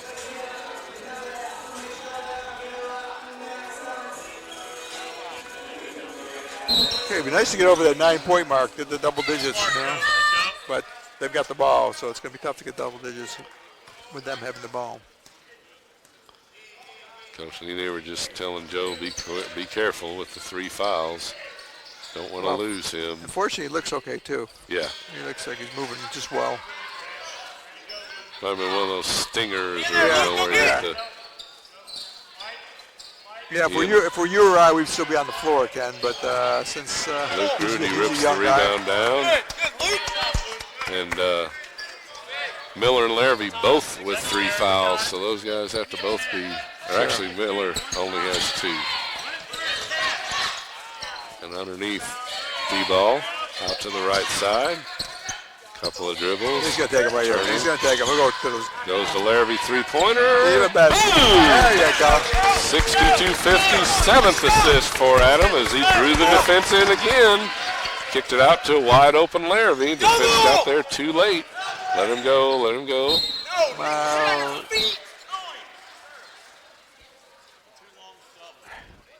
Okay, up 12, Ken. That's good. Nick Deifel will pick up the foul.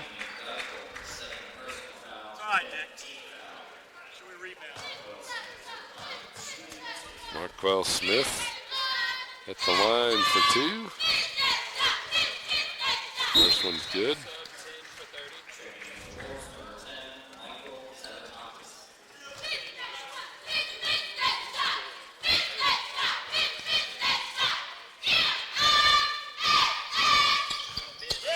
Missed the free throw, and there we go. Deifel tipped it to Rudy. 62-51. 11-point lead, 6 and some change. That's Rudy.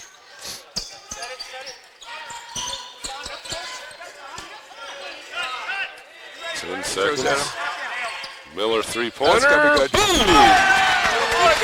Brad Miller. You give Brad an extra half a second. Adam D-ball. Kick it in, kick it out. Another 8th assist right? for Adam. Let's see if we get 2 more here. Driving in Perry. Oh, good block by Larrabee. Joe Larrabee blocks a shot by LaPerry on Perry. And a technical on Zapatakis.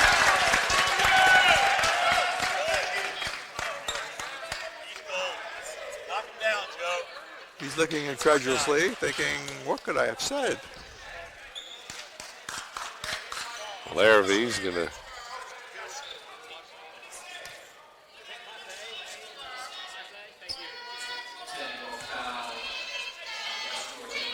Huh.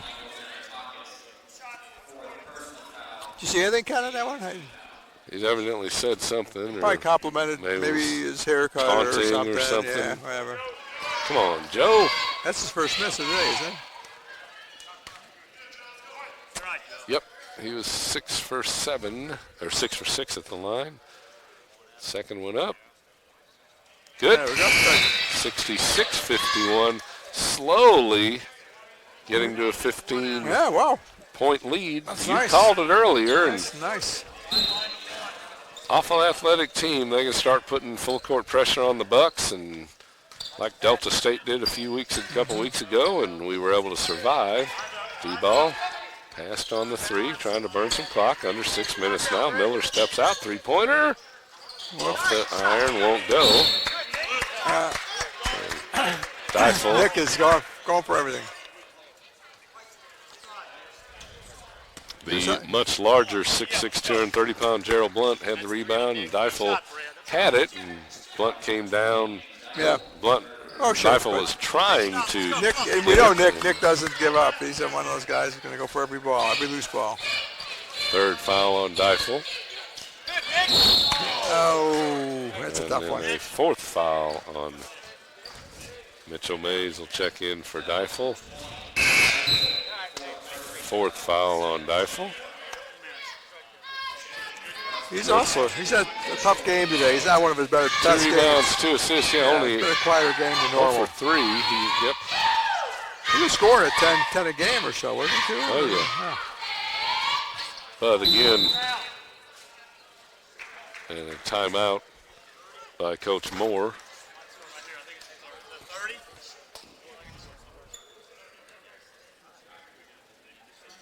It's the first. 30? First one in the second half. Isn't it the first one in the second half? First call. Yeah. They both have 3 left. Isn't it?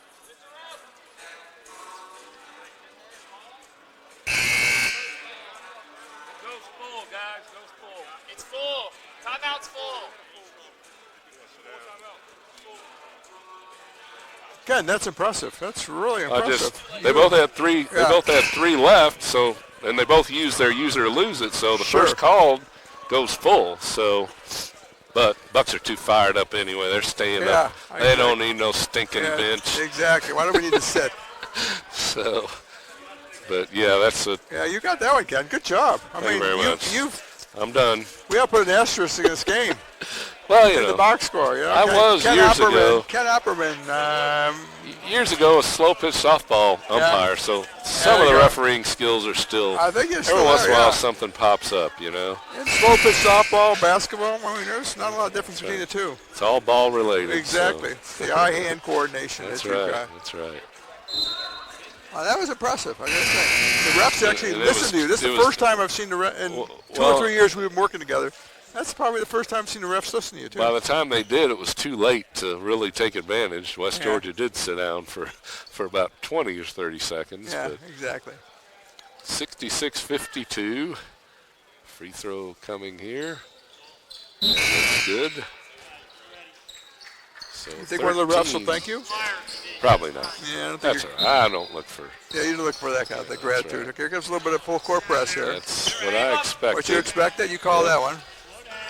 Miller goes to Larrabee. He gets it across. Right now, we just got to take care of the basketball. More so than we don't need to score as much as take care of the basketball. The points Miller. will come. Rudy. Larrabee. Rudy 3-pointer. Nope. That one's off. So when he let that one go. Yeah. Double. Good. All tipped out by Rudy. Good job, White. Good job.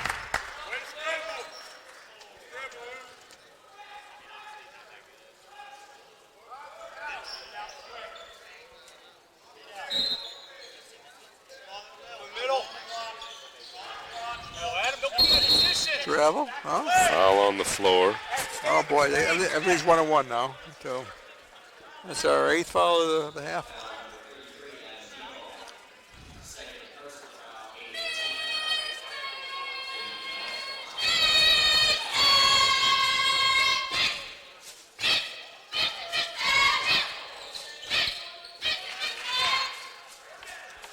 .point now. He made the first one. Get the board.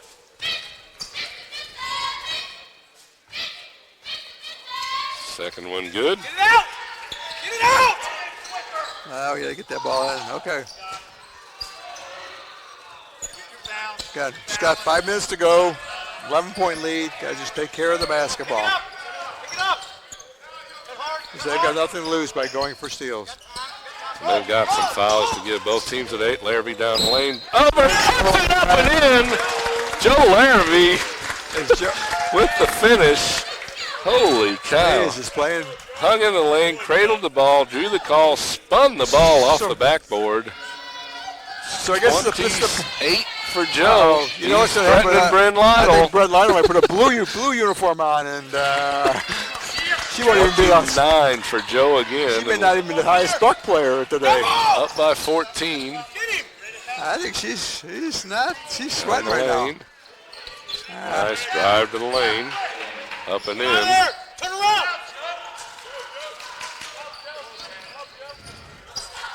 Yeah, I think Brandon's going to be concerned here. You want here. Easy! Skip! D-ball 3, no Oh, good. great Mitchell hustle Mays by had Mitch. it. Fell down. Larrabee fell down. Get out of the way, They have a Get out of the way! unbelievable, unforced turnover I think again. they like those bleachers on the other side. I think that's really. I think they just like passing those They've bleachers. thrown there several times. So 69-57, 4:11 left. Bryn Lytle getting worried here. That, Yep, that Lytle Larrabee is has gonna- her, that has her Larrabee- concerned hand on her chin. that Larrabee is going to outscore her. D-ball gets to Miller. And Into Mays underneath to D-ball. Kicks it out to Mays. Back to He's D-ball. all by himself right He's now. gonna He'll turn, score. He'll spin, score. puts it Ooh. up. Can't get it to go. Falling away a little farther. Yeah. And shot up. No good and a foul. Hey, can you call Alonzo?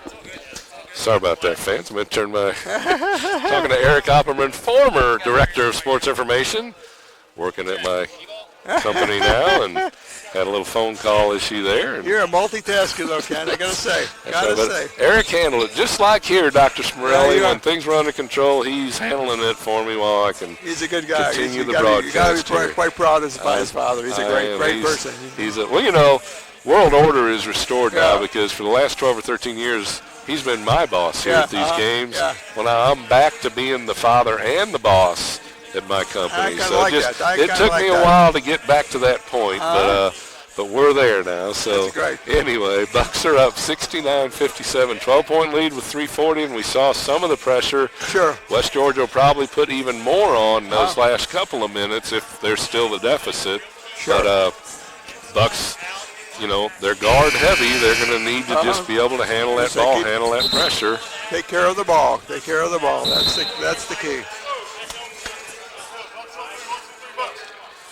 It'll be D-ball, Larrabee, Rudy Miller, and Deifel. Pretty good free throw shooters out there too, which is a good thing because once they get to the next level, which is fouling, you've got to put away your free throws. and Bucks that's pretty- overall as a team this year have really shot well They have been. compared to several other Sure. years in the past. Yeah, they're 75% Yeah. as a team. Marquell Smith, first one up and good. He is really a good player. Yeah, what's he got now? He's 29. Yeah, so he's. He's threatening Bryn I also. think Brent's concerned on either side here. Looks like. Second one good. 10-point game. 3:39. Miller gets it. Got it. Guarded by gotta get- LaPerrion Perry. Gotta Gets get that by over, him. get over the 10-second mark. Yeah, we're good. A lot of contact by Perry. They give it to Larrabee. This is where Larrabee puts it up. I would say this is where the refs need to understand they are trying for steals. Yeah, There's going to be fouls. Yeah, exactly. There's going to be fouls. Larrabee will go to the line on the drive, and he'll shoot 2. Okay. Like you said, we're going to have a lot of attempts here in the last 3.5 minutes. First one's up by Joe and That's good. He's He's got 30. at 30. There you go. Man, that guy is It is turning unbelievable. he's turning into the next year preseason player of the year when they start talking at the beginning of next season. Sure. 31. It's about what he's averaged the last 6 or 8 games, I think. I think Lytle's lost interest now. I think Bren's, she's got her hands and her or your legs and her arms folded. I think she's a little disappointed over there. Getting a little attitude. 3-pointer up and good. Oof. And a foul on Rudy underneath. This could be a 5-point play. Oh, man, this is not.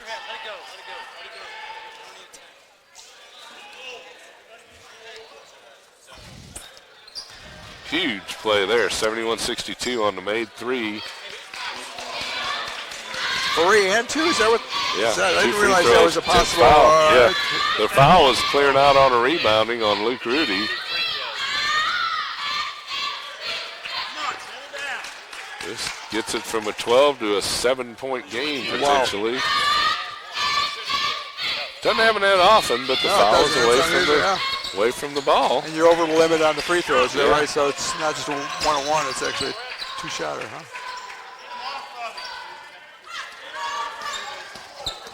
They're not afraid to put a little body on them, too, though. No, like I say, they're definitely using the body to bounce and try and disrupt the dribble and create the turnover. D-ball, driving in, turn, spins, puts it up, can't get it. He does get it to go.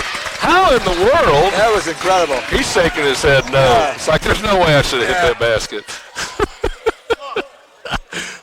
Unbelievable. That was beautiful. Having one arm pulled down, he threw it up with his left hand. I mean, went up to the left. And spun off the backboard and went in. Free throw can put him back up by 10. Marquell Smith is even smiling about that. That is huge. Good for Adam on the free throw. 24 for D-ball with 12 and 8. Takes this thing out of that 5-point play. Whoa, a little bit of. Smith down the lane, up off the glass. Called a timeout. That should have been delay a game otherwise because Smith threw the ball. That ball the other way. But he'd called a timeout. 74-66. So we got an 8-point lead, Ken, with 2:38 to go. Just got to take care of the ball, make your free throws, and the game is easy. Hopefully. Not foul them. That's right. Foul them. Don't foul them. Have to be strong with the ball because they are definitely bouncing and pushing and trying to disrupt the dribblers coming up court. So what's Larrabee at, 30? He's at 31, tied Bryn Lytle. Okay, so there we go. High. Adams at 24 with 12 rebounds and 8 assists. So we need a couple of more assists. It's going to be hard this last couple minutes. Yeah, I would think so. They're not going to let us get the baskets, I'm sure. Unless, you end up with a back door or something like we've had quite a bit. All right, bring it up, Joe. Larrabee has it. Keep bouncing. There you go. It's a D-ball. Almost there. Had Larrabee. Miller has it. Lays it off the glass up and in. There's an assist for Adam. That's what we were saying, unless they can get a back door like that. That's number 9. Back to 12. Get out there. Going to Marquell Smith. Help. Step up. Quick, bail it out. I don't. Adam has 4. Coach Nienaber did not like that play. I mean, you're up by 12 in a way. Just let it, or 10. Exactly. Let them. You can't let them score with the clock not winding down. This is the whole thing here.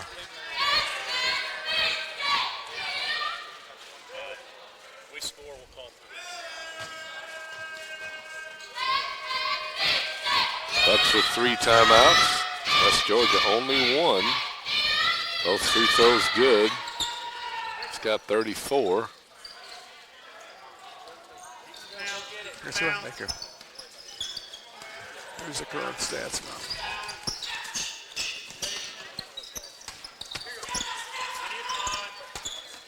Larrabee goes to Rudy. Back to Larrabee. Under 2. Bucks by 8. And they foul. Offensive.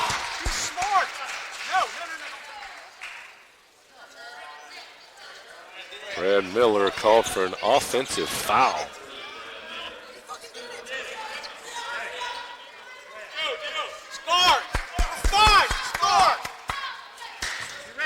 That was That's not a a big bad call. That was the right call too, I believe. Yeah, I he hate to never say said, it. I yeah, hate it to was a say good it.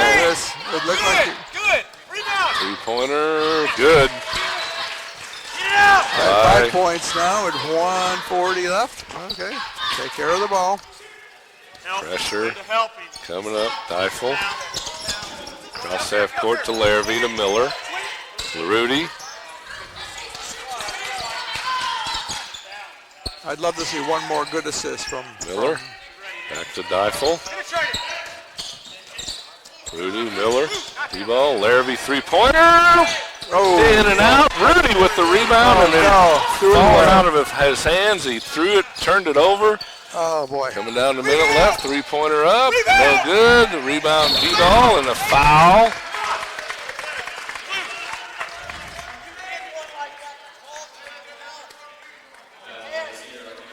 Coach Nienaber doing the coach, and he told Luke when he catches that, instead of falling out of bounds and throwing it away, call timeout. They had 3 left. So exactly. We got coaching the moment there for there Coach Nienaber. It's a very good point. Okay, now Just call timeout. Adam's going to make the 2. Let's make the 2 here. He needs to. 76-71. We're going to get up into the 80s that game was. Oh boy. This is the first one.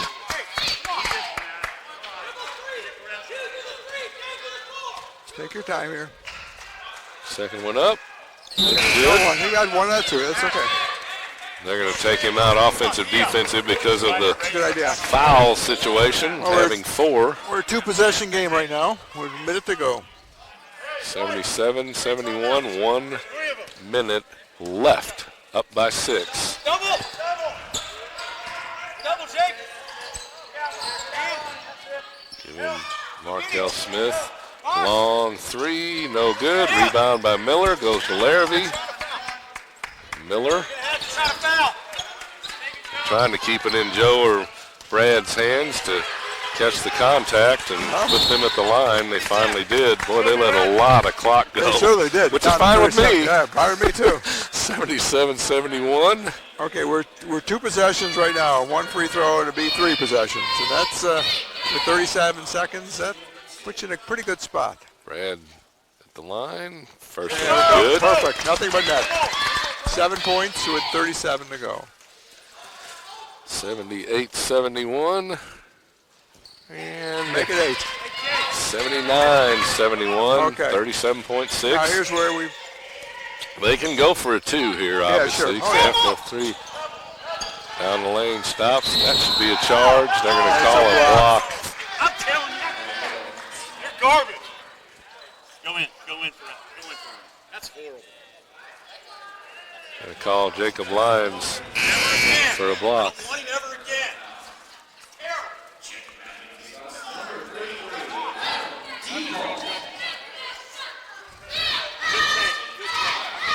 Well, it's a 6-point game, 29 seconds. Smith puts it up and in. He now has 37, and Larrabee's fouled.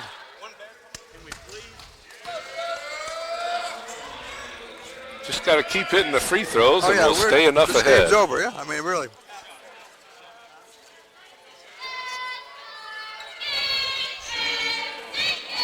Hey, Joe's a great free throw shooter, and he's got to make a couple here. Make it a 3-possession game. Go from 5 to. There we go. First one's good. That's 6. We're a 2-possession game Joe now. with 32. And then Brent Lytle is. She's gone. Passed. 33. Okay. 81-74. 3-possession game here. I mean, this is up 7. We should be good here. Down to 22 seconds. Smith has it. Just score, that's fine. Let him do whatever he wants to do. Takes a long time. They got a 3. 81-77. 4 points here. Y'all hit the three. Still need 2 possessions, and it was 15 seconds ago. 15.7. Bucks by 4 with the ball. They called their final timeout too, Dr. Smurl. It's a full. Bucks have 3, so if they have trouble getting it in, there's a lot of options just here. no turnovers. Got to play smart at this point in time. I imagine they'll try to foul the weakest free throw shooter, but they may not have that option. So they're going to have to foul quickly because it's only 15 seconds to go. It's almost one of those, if you don't get the steal, sure, immediately foul. Exactly. That's what they're going to have to do. If you want to, sometimes they'll foul before the ball even comes in just to not lose any clock.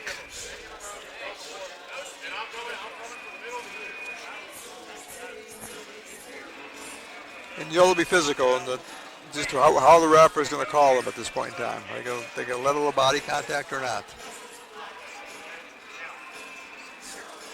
Yep, and look at there's Brent Lytle, who's just devastated right now. She is. And look, next to her, Kinsey Jones. Kinsey's trying to console her. Trying to console her. That she's inconsolable she's been surpassed by Joe Larrabee You're again. Inconsolable, you know. Again. And then she did get beaten by the other team also in terms of Marquis Smith. He's over 30, so she's only the 3rd leading scorer in this arena today. Yep. Sometimes you're up and sometimes you're not. There we go. Take it long. Whoa. Nope. Gets it into Larrabee, and he's fouled. Larrabee has a few more then.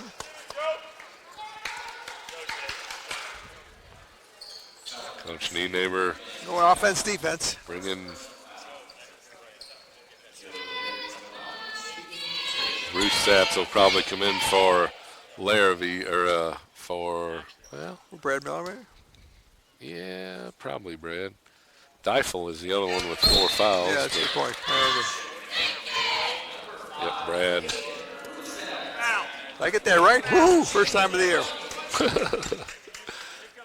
Okay, there's another point. That's Larrabee hit the first one. And the second one. Yeah, now 35. Okay. Man, oh man. 6-point game. It's 2 possessions. Joe had. What do you have at halftime? Yeah. 7. Wow. 28 points this second half. Yeah. You know, we said we didn't think we'd get to the 82-79 No, score last week, we're and there. of course the free throws are helping here at the end. But yeah, we're getting very similar to last week's game. Hopefully with a W for the Bucks. I would say only with a reverse in the winner and the loser, it looks like. Exactly.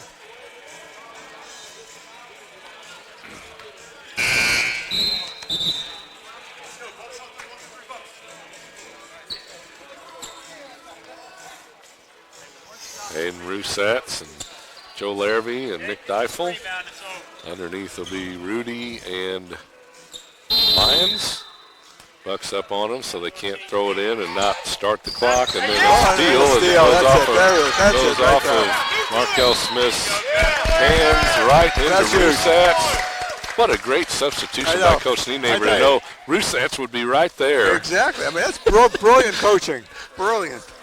Puts in just the right player who's going to be in the right Coach, position. how do you know Rusatz would be right there? Deifel at the line. First one's good. Okay, that's gonna. I think that'll do it. I think we're icing that cake there, Dr. Smurelli. I think we are. 7 points and 8.9 seconds. There we Both go. by Deifel. It's over. It's the first points for Nick today. Down the lane, 3-pointer up, no good. Rebound brought down. Shot up good. No foul. Don't do anything foul. Goes out of bounds as the horn sounds, and the Bucks. A hard-fought 8-point victory. Nice. 85-77 victory here. It's always nice to see them congratulating each other and have hard-fought games. Respect. Mutual respect. Yeah, that's good. These are two pretty balanced, similar teams. I mean, they 2 close games. The home team won both those games. A nice day for the Bucks here. Two wins, and that's fantastic. Fantastic. Let me see who we need to get here. You gonna try to get a player? Well, try. I haven't talked to Mitch yet. You can stay for a few minutes there, Dr. Smirelli. Okay, I want to make sure you got. We. The show must go on. I want to make sure you get the real players. That's right. Well, we haven't had a chance to talk to Mitchell Mays. Good. Well, that'd be great, actually. So, or I don't believe we have. I'm losing track of who we talked to here. So, but we'll take a look at some stats here. Final stats. When the stat crew gets them kicked out to us here. But heck of a game. Great doubleheader win game, today. Right. Great doubleheader win. We were very, very good today. Bryn Lytle is made up for last Saturday when we had 2 losses on their court. So it just goes to show. Yeah, that's a different. It just goes to show again what the home court means in this conference. That's exactly right. We'll take a look at final stats here real quick. As West Georgia ended up 27 of 68, 39.7, 8 of 26 outside the arc, 30.8, and 15 of 16 at the line, 93.8%. 37 points, 11 rebounds for Marquell Smith with 3 assists, 4 steals. Great player is Smith for sure. Exactly. Oh, yeah, no question about that. 15 points, 3 rebounds for Nyal. Hope I'm saying that right. 10 points, 9 rebounds, almost a double-double for Blunt. 5 points, 4 rebounds for Greg James. 4 points, 2 rebounds for Aaron Ulmer. 2 points and 2 rebounds for Laparian Perry. Sabatakis with 2 points and 2 fouls. Also playing, not scoring, was Willie Barnes, had a rebound. For the Bucks, 27 of 58, 46.6%, 9 of 29, 31%, 22 of 25, 88% at the line.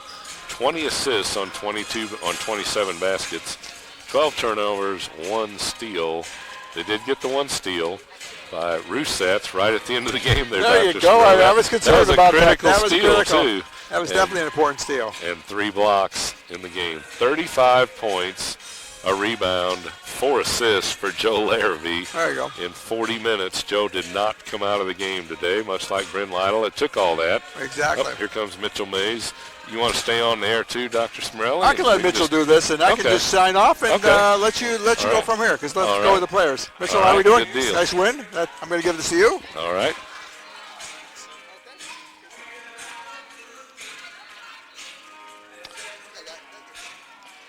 And joined now by Mitchell Mays. Mitchell, great comeback win for the Bucks after a tough one on the road at West Georgia last Saturday. But, man, every game is so critical coming down the stretch. But to get this back at home and get these 2 wins, yep, definitely keeps you going. And tell us a little bit. I know it was frustrating sitting out that first half of the season. Took you a game or 2 to maybe get back in game condition, but it looks like you're really starting to blend right in and getting the start. You all are such interchangeable parts, but getting the start right now, what is it to be back in the mix and in the team and leading them to a lot of wins here lately? I mean, definitely just getting back in the mix and just doing anything I can to help these guys win, help our team do what we can to win. And I agree, I'm definitely back in game shape and getting in the flow of things more. I'll tell you, we've noticed too on the broadcast, you were a threat underneath for lob dunks, which this team doesn't have a lot of those opportunities. We've had several of them there. That's a game, you're long already, but you are really athletic when it comes around to the jumping under the ball, under the basket and all, and getting the rebounds and the dunks and all. Yep, definitely anything I can do to help our guys out and bring a little energy, get a dunk or 2. Just a second there. Dominic, we're getting coach, right? Get the camera set up. Sorry about that. We got to get. I forgot. There wasn't radio today. We got to get coach on here too. But you were more important. So anyway, but no, great win. You guys are going to have a tough one on the road at Delta State. They'll be wanting you because you guys pretty much dominated that game. Let them come back at the end. Yep. Every game just keeps getting bigger and bigger. But boy, you get that if you can get that one on the road and come home for the last 3 home games. Season's winding down fast. Adam is such a special player, but you guys have so much coming back too for next year in the future. Playing for one of those top 4 bids, really playing for number 1 potentially. I mean, you guys are still right in the mix. The teams ahead of you, you beat both of those teams. So it's all under our control. So. Absolutely. Well, congratulations, Mitch. You want to say hey to anybody? Yeah, I got my parents here tonight. So. Oh, okay. Well, good deal. All right. Well, congratulations on a big win. Get a good win on the road Thursday, and we'll see you back here a week from Monday. Thanks for having me. All right. Thank you very much. That was Mitchell Mays of the victorious CBU Buccaneers, and we'll be joined now. Is that one wet, Coach? You want me to get a dry headset for you? I can take a little bit. That one okay? Okay, all right. Yeah, you may have a little sweat going on yourself. A little bit, yeah, a little bit. So, yeah, we'll get the camera hooked up here in a minute. We're still on the video feed, but this will be for the website and all. We'll, 'cause I thought Sports 56, I thought they said was going to broadcast at the end of your interview they the said other they night. were. I don't know. Something probably happened Super Bowl related. Yeah. I can't imagine Eli wanting to be at the Super Bowl over being here. I know. Well, especially the role that we're on exactly. here. So anyway.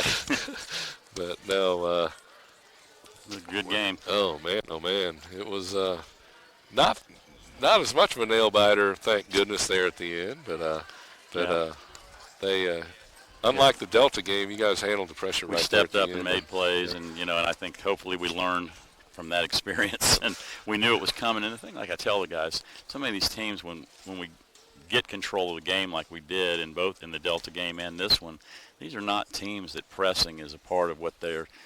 It's not. They're both good pack line defensive teams that work their tails off to make that half court D as good as it can be. They're not spending hardly any time ever, but it's just the desperation situation. And and I told the guy, I said, if we just stay calm, meet passes, fake passes, and just be strong with the ball, we're going to get something. It's not their game. I mean, so we did it. We did a good job. We made the plays we needed to, and then again, it always helps when you make free throws, and we did make the free throws tonight. Unlike, and you've always been pretty good, but 75% as a team this year, that's up a little bit, I think, than some of your past teams, and it's critical this year in some of these close games. But we are on the camera now. But what can you say, Joe Larrabee? Yeah. 7 points, I think, at halftime it was, and 35 again tonight, Coach. He is just taking it to a different level coming down the stretch here. You saw 2 guards playing today that, there's a lot of great guards in the Gulf South Conference and have been, but, Marquil Smith is, an amazing player, 37 points, and we're double teaming him every time we can, and he gets to the foul line. He scores every way you can score, but Joe has become very comparable. Very similar paper. Yeah, very it's he amazing. He can drive that lane, and he can pop the three from half court and in. Yep. And then Adam, I thought, Adam has come up so big for us. 13 rebounds again, almost another triple-double, 9 assists. Those two. And again, you're going as far as your stars take you. But the thing is, we got a lot of other guys that are contributing. We got good minutes again from Luke Rudy today. Mitch, I thought you were talking to Mitch, has come in there and has done a solid job.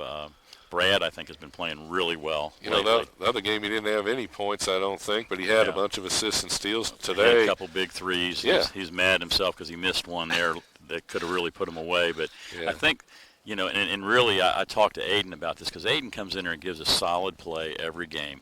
But I told Aiden, I said, you're getting hurt a little bit because Brad's playing so well.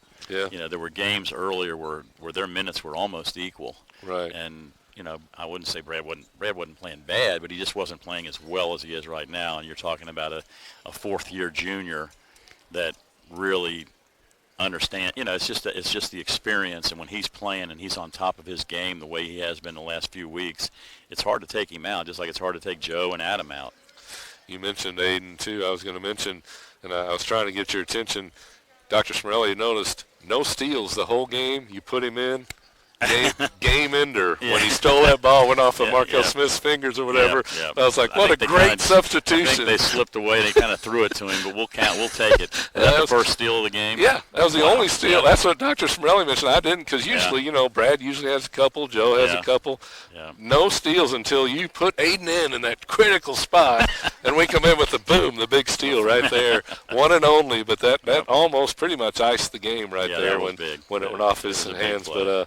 But yeah, Smith is really, I've seen some of his stats, but had never seen him this year play. He is really a special player on that other side. And, this is just a good matchup with you guys. You and West Georgia seems like through the years, comparable teams, not really run and gun, do a lot of offensive sets, and they always have a lot of foreign players, it seems like, that shoot the three. But you guys are gelling at the right time. I know it was a tough loss last Saturday. Otherwise, you'd have had, 6 or 7 in a row. I think it's we were up to 5. I think we've won like 7 out of 8 right now. So, yeah, the two teams going in today ahead of you, you have wins against, I believe, right? West Al and Delta. What we heard is Delta. We heard that Huntsville was 20 up on Delta, so it's a good chance, that they're at Huntsville. I doubt, it's going to be hard for Delta to come back off the mat if that's true. And that's the guys we're looking at the stuff in the gym. So, and I don't know. West Al, I think, was playing somebody. I think they might have been playing Montevallo today, a game that's very, very losable. But most of the games, Montevallo, that's a very losable game. Brad Miller. Yep. I didn't. He did get on the interview. He's photobombing us. But it is. He gets that from his dad. Last week he did. He stood up at halftime, right. whenever it was. Yeah, that was hilarious. I saw him doing it too. I waved and acknowledged and all. But yeah, boy, it is. I mean, you guys, start off a little off and on here as the conference got going. But, boy, since you turned it on, and again, since Joe's kind of stepped it up to assist Adam, basically, because Adam's really steady, obviously. Some games he'll have 20 or 30 points, but other games he just does everything so well overall. But Joe is really taking it to a different level, it seems like, in both the drive, as we mentioned earlier, both the drive, and he gets fouls, hits some of the shots. I don't know how he hits. Right. But that's an aspect after last year,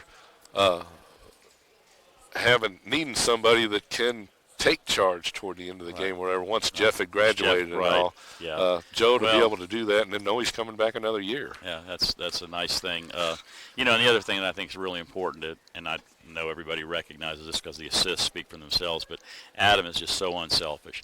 I mean, there's a lot of times, we're in this day and age, the way kids are. I mean, it's like Adam was obviously our guy. He's the guy that's been all first team, all region and everything. And Joe's kind of been flying a little under the radar because Jeff was getting that recognition. And I knew, like, even on the voting for all conference and stuff, I thought, I felt like Joe was an all conference level player last year. Yeah. But I knew we weren't going to get 3 guys. I mean, you're just not, especially when you're finishing fourth, third or fourth like we did. Right. But he's been an all-conference level player for a while now, going back into last year. But to have a player like Adam that's willing to, I mean, there's resentment. The way players are in this day and age, there's a lot of guys that if they were in Adam's shoes right now would be a little jealous of what Joe's done. But Adam doesn't. Adam wants to win, and and he's looking for the open man to throw it to. Sometimes a couple of times I thought he kicked it out when I thought he was at the rim and could have went ahead and scored it, but he's constantly thinking, about the team, about, sharing the ball, and again, that's how you get triple doubles. So. Yeah, absolutely. Well, Coach, you definitely have him on a roll. Like I say, tough game next Thursday. Kind of a weird schedule. Get a little break now till Thursday, and then you're off for a weekend finally. Yeah. But then you have a Monday, Thursday, Friday, or Monday, Thursday, Saturday, and then have the Monday off, quite frankly. But just kind of stay with the Thursday, Saturday thing. But I think the other teams, it's the craziness of our schedule is directly related to the fact that we've got an odd number of teams in the league. So there's always somebody off, and they're trying to balance the home and aways where teams aren't playing 3-4 straight road games, and that's why they had. I know that I don't know. It's math beyond my level of comprehension, but I know that had something to do with why we had this weird back-to-back week. But and I can remember thinking going into this, I mean, it would have been amazing if we could have won all 4, but I think we get 3 out of 4 when you play the same teams, Oh, yeah. 2 weeks in a row like that, home and away. That's what Coach Condra said. It helps with the scouting report, but That's she for sure. hates it. She doesn't Yeah. like it playing Right. back-to-back like that. Whether you win or Yeah. lose the first one, it's like It's in baseball, hard. right? It's hard to win. Well, and I think it's kind of like what happens too with the NBA playoffs. You start seeing the same people Yeah. like that, and it happened. You saw the shorter game the other night. We go up there and beat them by 50 at their place, but they come in and they were ready to play. Everything and they they had, played yeah. extremely well the other night, and we had all we could have. I think we wound up winning this game by more than that one. Yeah, no I mean, they were kidding. both tough games, needless Yeah. to say, but. And that's good coming down the stretch to have the tough games. I mean, the 50-point win's nice. You can. We're done with that. And we're done. You look at the schedule. There's no. And no I understand why you did it, but that's the only game I think in this winning streak that Joe didn't have 30 points. Right. You didn't need him in there. He had could've- 28 or whatever. Yeah. And I was like, come on, put him in Yeah. for one more. Well, and that's what they were kidding after the game. They said, Joseph, you just let me in there for another minute, and I said, yeah, and if you'd have gotten hurt during that that's minute, true. I would never. That's what that's what's yeah. always on my Yeah, mind. I know. But But boy, that is Yeah. quite an accomplishment by Joe coming out. I mentioned to Dr. Schmirelli, depending on how this ends up, potentially player of the year preseason coming in next year if he can stay on the roll that he was finishing out. But definitely first conference, first team. Well, and that's going to all boil down because again, you look at those standings, and of course, they're going to look better tomorrow because of this win. Because somebody else is losing, and that gives us a little separation on West Georgia. Because the other thing we're all scrapping for right now, I mean, number one is just to get into the tournament. Because you look at it, there's going to be a really good team that doesn't make this tournament that's going to finish 9th, and whoever wins and whoever gets that 1 seed is going to have a really good team coming to play them. The 1-8 game is going to be one of the toughest 1-8 games I think in the leagues ever. That's true. Because again, you just look at it and.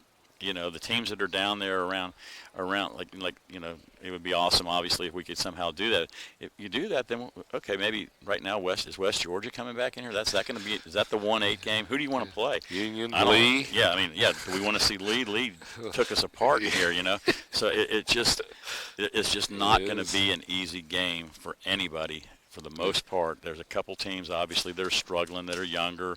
Wade's trying to get that thing going at shorter, and he's, but again, they came in here and showed what they did against us Thursday night. But there's just not many easy games, and we're just every night we're battling to make the tournament. We're battling to try to get a home game again, which is critical. And I'm afraid it's going to come down to tiebreakers too, and that's where if we can go get Delta State, if we can get West Al here, those kind of things could really be a factor. If we wind up, you could wind up with 2 teams tied at 4 and 5, and the tiebreaker could decide who gets a home game and who travels. So, and the way you look at the standings, I mean, there's going to be some teams tied. Yes. I mean, it would be. I can't imagine the way these standings have been that this thing's going to end without teams tied. Yeah. And the tiebreakers are crazy because, you got something like if we tie with Valdosta, they break the tie because they beat us at their place. We didn't get them here. We didn't get a chance to win our, and there's everybody's got some games like that they played teams on the road and lost and didn't get them at home. And it's not the fairest thing in the world, but it's what it is. Yeah. And we were talking on the air, Dr. Spinelli and I know it's early, but as far as the region on the other side, the 2 other conferences, it's have a mess too? I was going to say, do you Florida's think we'll get 2 in, maybe 3 in? I mean, like I say, I know it's lucky. early, but we'll be lucky to get 3. Okay, that's what I think we'll be lucky to get 3. I was wondering. I think the SIAC has one very strong, couple others, and that's where those lane losses early could really haunt us. Those are bad losses, obviously. If we could have just split that, it would have helped. Right. But Florida's got 4 very strong teams right now that I'm not going to say they're not definitely in because they're having to play each other too, like our league. Right. But the thing about the Florida league, they've got 4 that are really strong, that aren't losing a whole lot. Oh, so then the bottom half. Their 3rd and 4th place teams aren't losing a lot of games, so they're 7th and 8th. Where in our league, the 7th and 8th place teams will beat your butt, and have. Yeah. And so that makes it tougher. And so think we'll get at least 2, but again, if there's only 2, Well, it could be anybody. You better. Now, the one thing we've got working in our favor, if we stay up around the top 2 or 3 spots, I've got to believe our strength of schedule is going to be extremely high. Yeah. Because the Bellarmine, we played the best team in the country on the road. And our win over Lincoln Memorial as I knew it would be a good one. That's a great non-conference win because they're doing what we knew they would do. They're not as good as they've been, but they're still going to win 20+ games. So that's going to be they're probably going to be an NCAA tournament team because that region isn't as strong. So they're going to be in the mix. So that's going to be a quality win. So it's going to be an interesting few weeks. Well, Coach, we congratulate you on this one, and like I say, it'll be a tough one for sure down at Delta. Sure. They were waiting for you, doubt. but you guys have it going on. doubt. They can shut one down, and you have 3 other options to Right. score that night. So, well, good Absolutely. luck on the Okay. road, and we'll see you back a week Okay. from Monday against Union. Appreciate All it. right, thank you. Bye-bye. That is CBU Buccaneers head coach Mike Nienaber, and we thank him for stopping by. And once again, folks, the Bucks are up 33-30 at half. They outscore them 43-36 in the second half. They win 76-66 to go to 10-4 in the GSC, close to the top. We'll have to see what those rankings are after the standings are after today's action tonight. When you look at it, 15-7 overall. On the road against Delta State Thursday night, then off next weekend, and then Monday, Thursday, Saturday, we'll finish the home schedule of this season with Union, West Al, and Montevallo. I want to thank JT Webb and all his fine staff to my left. I want to thank most of all you fans for listening in to a doubleheader win here today. Lady Bucks win 71-67 in overtime, stay in the thick of the playoff race for their division. And the Bucks stay up near the top with a 76-66 win here at Canale Arena. Until a week from Monday night against Union, 5-7 tip with the men and women. This is Ken Opperman. Thanks for listening. Good night, everybody.